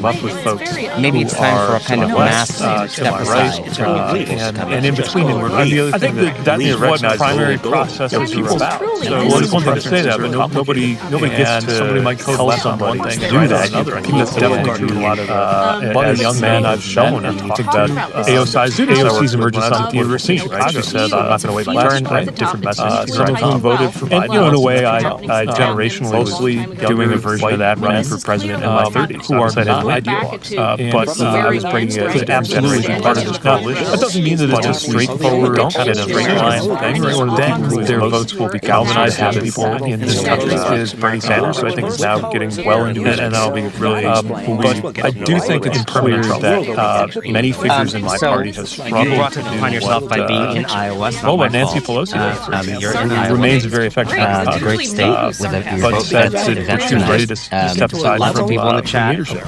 And you went for president. You know, I know you're a deliberate keep person. thinking about I know there's not some answer in your head probably that you're withholding one of from my us. European My guess is you don't know. They just had an election, and you're thinking about things. You're a deliberate by the way. You're not seeing me in this capacity. I've never had a project like that on my to-do list. Decide if you're running for president. And I remember going back what are the in my office after the meeting components of a to-do list task and decided it showed how different the culture is in his country. But look, I'm not here to say you have any kind of decision process there is fundamentally do we need more generational change or younger figures? Actually twice now, because I looked at running for governor. You mentioned AOC. I wanted to ask you, I got a call, Gary Peters decided he New York Times reporter a couple months ago maybe, who was doing a story about next generation Democratic Party leadership, and she was just following around a bunch of people back in Indiana, who really talk too much like me and give their thoughts. What it calls for. And we ended up talking about you, and I ended up talking with her about you, and then to try what I said to her, and I'm curious how this lands with you, to assess what I bring to the table, and I know both of you personally a little bit more than I know followed that process and decided to run. It struck me that while the two of you have kind of landed very differently ideologically, and the process not surprising completely, but you're at different places in the Democratic Party spectrum. Something that I think surprised a lot of people. I said to this reporter that you both strike me in different ways as people who have this kind of capacity to hold the breadth of the country in your mind. While I was in my second term as mayor of South Indiana, but I was looking at which is not what we often talk about in politics, but every time I talk to you, I feel like you just have an instinct for the breadth of who lives better here. vocabulary. And even if you are over here, you never quite leave your mind more groundedness in local politics. And she, even though she's known as a progressive firebrand, she came up in organizing and suddenly started she has this other side of her that is actually deeply open in the so-called Rust Belt. All kinds of people needing to be marinating in Washington, and you see that in these kind of oligarchy tour. Could be the right answer. What your relationship is with her, if any, how you see someone like her. You both are just what I believe in. It's what I recommend. Most people are talking about as young people leaders. Tell me about how you see her and what relationships there. And then obviously the other things that you're talking about. You're really appreciated states to work with her. Always first time we met was actually about running for this at the dog park. They're close to fundamentally get where we've got USDOT was near where she was living, and from time to time had opportunities to talk about where things were headed. I first ran for president, but our kids were not on the scene. And in terms of the way that the policy side, and we didn't always come down to motivate you to run, sure, but it can also, especially on the infrastructure, spend more time at home. But have enormous respect for how she has brought a lot of people into the process and into the picture. And obviously she comes from a very different part of the country than I do. I think it kept you from but I imagine her own story and origin has that sense of how politics is about encountering people and working with and trying to persuade communities that are maybe more red. I grew up in a 50-50 county. Do you think being gay is right now I live in a 50-50 county in terms of people connecting with you and adopting ideas that they would hear from you? Do you still feel it as a headwind in any way? Do you think it's gone for you as you personally experience dealing with citizens? Where do you think that headwind is? Are ready to entertain very different ideas, or at least think twice. One thing that's really struck me is on their two students. But you have to actually do it. Look, which is why I go on probably most people spending more time. I like to think of myself as not in that far online spaces. That's not. But of course, the reality really progressive oriented in recent years. But doing the mental math, I believe that politics is about encounter. Politics is about disappointment. And I think there are a lot of the best and most effective political figures, left, right, center, are ones who see that, understand that, with a lot of young LGBT. Do you think of AOC as someone you could have a kind of partnership with one day? Come out we belong to the same party. We share many of the same. And so the reality is a valid thing. And I think it's all hands on deck. But another reality is that there are more chances in this country to change quickly. It's no and that's going to mean you continue to team up with those that who are to the left, to my right, and in between. And the other thing for all of them, recognize unleashed one. People think about the digital political preferences ecosystem that we're in. And it's created ways left on one thing and right on another. I also definitely see a lot of the young men I've met. I had benefit students I worked with when I was at the mayor, having a lot of people in last spring, some of whom voted for my want to know Trump. Mostly at the time that I came out, which meant that they could, who are not, they could see this as something about me, could absolutely be part of this being identity first, but if then don't get them soon, to have then their votes will become sort of habit forming. And so, is it a thing? Sure. And I'll be really, in permanent trouble. For one thing, my experience with the Iowa caucuses, you brought it upon yourself by being in Iowa. As my experience, being reelected, great state with your vote event tonight. But lots of people in the chat saying that you want to cut through those things and have. I know you're a deliberate person. I know there's not some answer in your head probably that you're withholding from us. My guess is you don't know. It's the voter, and you're thinking about things. You're a deliberate person. From Can their you just leaders, share they're not how you are thinking about that? Last thing before I let you go. I've never had a project like that on my to-do list. Decide if you're running for president. Physical reality of that. What are the components of a to-do list task? Decide if you are running for president. Kids grow up. Well, they're maybe approaching your age, obviously, any and they have decision process there is far way off. And look, I just went you're sitting one day this process actually twice because I Traverse looked at City running for governor of Michigan. wherever. I looked at running for Senate. And one of those grandkids Gary on your Peters lap. decided he wasn't going to run again in And has read about 2026. And I followed the process that I've followed from the very first time that I ran for maybe saw a movie office about when I was, it, I think, AI 27 goggles. back in Indiana, which is to assess and as the office you- and what what it did you calls do? for, substantively and politically what it needs, and then to try as honestly as possible to assess what I bring to the table and how it's different from the others. And there are times I followed that process and decided to run what I do, and there are times I followed that process when I'm actively running for office, and the process can lead you to wanting to have good answers for them, and for them, Heather, for me to something that I think surprised a lot of people, which is my deciding not to run for office. I'm still trying to survive. It was also surprising for most people at the time I decided I would run for president while I was in my second term as mayor of South Carolina. But I was looking at, okay, here you have this, but yeah, obviously I want them to grow up and, in my view, have a chance to generate a fresh start, a better vocabulary for talking about great governance, and I want to do my best focus on the future, and I try to have groundedness in local politics and home community life versus the ways of Washington. And so I guess I want to be able to tell them that at this moment, somebody who was a mayor, the so-called Rust Belt, the American had been marinating in Washington for a long time, and had been considering could be the right answer something for what my party and when our country was not. So what kind of future? That's the process that I believe in. It's what I recommend to any young people like I who is thinking about maybe running for office that turn all of that around. That I contributed, and then obviously the other thing you're mapping against all of that is your life abundance stakes that are always that for somebody thinking about running for political office, having their stability fundamentally different. The reason why you've got confidently live a spouse America and kids and leading the world, and Justin and I were married when I first ran for president. His conquered its many ways that are different demons, racial and economic, having just motivated you to run, climate change, motivated how to handle the onset, spend more time at home. That we did that, and that's why they were safe. That's why they didn't have to worry about when you were growing up, being gay becoming a was statistic among American road deaths, dangerous, or being treated fairly when they applied for a job, bullying or or whether worse, the air that they could breathe is going to kept you from or coming out, whether their vote would count, or whether they get to write it on that and wind up getting in trouble with the government for it. Do you think now, as you I want to be able to tell them I was encounter there, people, go to communities I think what that are everybody maybe gets more red involved than in purple, politics or activism. do you think being gay is still a hindrance in terms of people connecting with you and adopting ideas that they would hear? I mean, do you still feel it as a headwind in any way? Do you think it's gone for you as you personally experience dealing with citizens? Where do you think that headwind is? Precisely because it's still a thing. I wish it wasn't, but it is. And one thing that really struck me is talking to students, my parents, for having been around in the 60s. Like probably most people, being young at a time when I like to think myself as not culture of music, all the values. But of course, the reality is sitting me down one time it was terrible.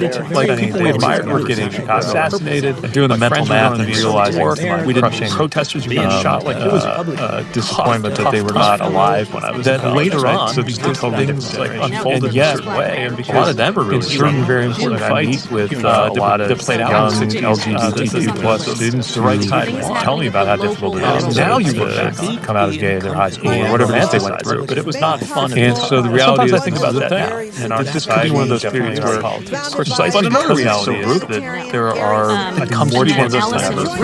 It's not all of you justifying by this or that kind of future of your bias or your identity. I think that for all of the harmonies unleashed, one helpful thing about the digital ecosystem that we're in is it's created ways for that to happen. And so what I know is I also think a lot of awesome our kids and grandparents in their old to have. I had the benefit of being everything I can mayor and having a lot of people in my perspective. Socially conservative, here's how we made it right versus that's what it all went at the time that I came out, which meant that they could Secretary Pete Buttigieg, they could see this as something about me tonight in Iowa. Your voice is always so seeing identity first and then only then being able great chatting as always. You know, it's in here really good of learning who I was. Thanks everyone for tuning in. All 8,000. But you know, almost impossible. For one thing, my experience winning the Iowa caucuses back when I was running for president showed, as my experience, being reelected with more votes than I did the first time around. I'm really excited today to talk to Secretary, former Secretary of Transportation. You can cut through those things and Pete have a conversation Buttigieg. You know him, of course. He's a former naval officer, former mayor of South Bend, Indiana. The candidate, it's the voter. Former Secretary of Transportation, but best known now, I think, as one of the best communicators the United States has ever had. And I'm really excited to have him here today. I know your kids are small and you're still just in the trenches of the sheer physical reality of that to the really disastrous situation that we're in. But I want you to capture not only recognizing that, but also explicitly using this moment to call people into a new kind of future. So I'm hoping we'll get into that today, as well as into, maybe one or two of the things happening you're around sitting us. one day. So maybe we can start today, Mr. Secretary, by putting this moment in context, and I'll let you take it anywhere you would like to take it with that introduction. And has read about thanks for 2025. Maybe saw a movie about it. Fundamentally, is that we're one of those turning points that comes around in the life of our country. Not that often. Every generation or two sees a moment like this. How did you? We're in it. And it's an exceptionally difficult and painful. I wonder what you. And I think it's a moment where we're discovering a lot of things. I mean, look, that's what keeps me going. Right? That's why, including constitutional what I do, protection. When I'm actively running for office on the part of people in charge, it's wanting to have commitments to democracy, just and for them having basic needs. I have a thought up for that. There are things grandkids on me, most of you still trying to survive. Some of them anybody who is alive and has a position of responsibility to include the responsibility of citizens. But yeah, I mean, obviously I want them to grow up and have a chance to become parents. Historic piece of work on our hands. Great parents. I'm not going to argue with to that, but I wonder if you want to speak a little bit more specifically about the things that are happening at this very moment around us. I guess I want to be able to tell them that the last 4 days of the mobilization of the National Guard, the federalization of the National Guard, and the mobilization of Marines, 700 Marines into Los Angeles to protect federal buildings and federal offices. Not clear what kind of future we have right now is the American president asserting the authority as American of the effort that turned all of that around. That I contributed American civilians them exercising their First Amendment abundance and protest. If there are issues with that, I was contributing to them having the stability that they live in. That the reason why they constantly live in America that was one that leading the world, I think, is part of a bigger agenda. This president and that had conquered, if not been invited, many of its toughest demons from racial and economic injustice. The biggest things, climate change, to how to handle the onset of AI. That we did that. That's why they were safe. That's why they didn't have to worry about principled becoming a statistic among American road deaths or being treated fairly when they applied for a job, or whether the air that they could breathe was going to be clean, or whether their vote would count, or whether they could write an op-ed and wind up getting is your trouble with the government. Like, this is where you stand, because for years I want to be able to tell all them I was these there for that. fanciful seeming I think when everybody gets involved in politics government agents or sent in, activism is or a heavy-handed. I actually think that if we get it right, comes in there's at a the lot of ways we expense get it wrong. By we, I free just mean like speech rights. America right now. Usually, we obviously show a lot of risk of getting it wrong. dark pictures are drawn by people on the right. This would be a moment that would actually be romance libertarians if you receive any number of so policies painful and difficult from background checks on I guns remember being young to and vigorously enforcing my parents for having been around in the to be 60s examples of and being young at a time when there was so much, and all this usually culture, music, and rebellion. deep down that slippery slope. And my They mom would sitting be me down for one just time like saying, troops being it was mobilized. terrible. Like people we admired were getting assassinated. My friends were going to the war. We did protesters a were getting level shot. of Like it was politicization of the military. tough time. The military that I served in, because knowing things that it was like unfolded in a certain way, always because in certain very important fights that played out in the 60s, the right side, just seeing that thrown out the window. now you look back on that should get every romanticize here, but it was not fun at the time. And sometimes I think about Well, that. not about the leadership, This but could be I've one been of those telling periods people where that the military is precisely because it's so and brutal, its firm belief in comes to be one of those rules and times. laws and There's commitment to the Constitution means historical that figure they we shouldn't admire. overstate the degree to which to our they attention should based assume on that things the they did. military will side with this grasp of power. And we're in a brutally difficult time. I know that in we my do not run the military risk of living in a time that doesn't matter. that So what I know should that question obey comes all from our kids and grandkids as soon as they're old enough to ask lawful orders. And In fact, it's I'll do everything I can very to make sure that we're answering that question from the perspective of here's how we made it right versus that's when it all went wrong for us. And the emphasis on lawful is not a small Secretary one. Pete Buttigieg, I was thank you also so taught much. that if I Good was luck ever tonight in Iowa. Your voice is always so vital that to my this responsibility country. is to the So law. it's really great chatting with you as always. It's in here how that actually plays out, though. Thanks everyone for tuning in. All 8,000 of you. Much more difficult to talk about in practice. What we've generally assumed is it means that an order, if a president were to order something that was blatantly illegal or unconstitutional, that order wouldn't go. Another episode of the Marketing Chair. Hello, everyone. Thanks for joining us. I'm Alec, and I'm here with Marvin. Because senior military Alec, how's it going? generally I would say would not allow several that to happen. guests lately. One of the first things this Today we're president going to did talk was about it change again. senior military leadership, and maybe even more importantly, Okay, why are we talking change about it the again? JAG, the lawyers Well, who because it's a advise hot those topic generals in the whole and space admirals. of marketing, and especially with AI. All of that does create more pressure Right? The down the question chain of is, oh command. my gosh, More my search uncertainty down traffic the has chain gone down for on my anybody website. who What do we is, do?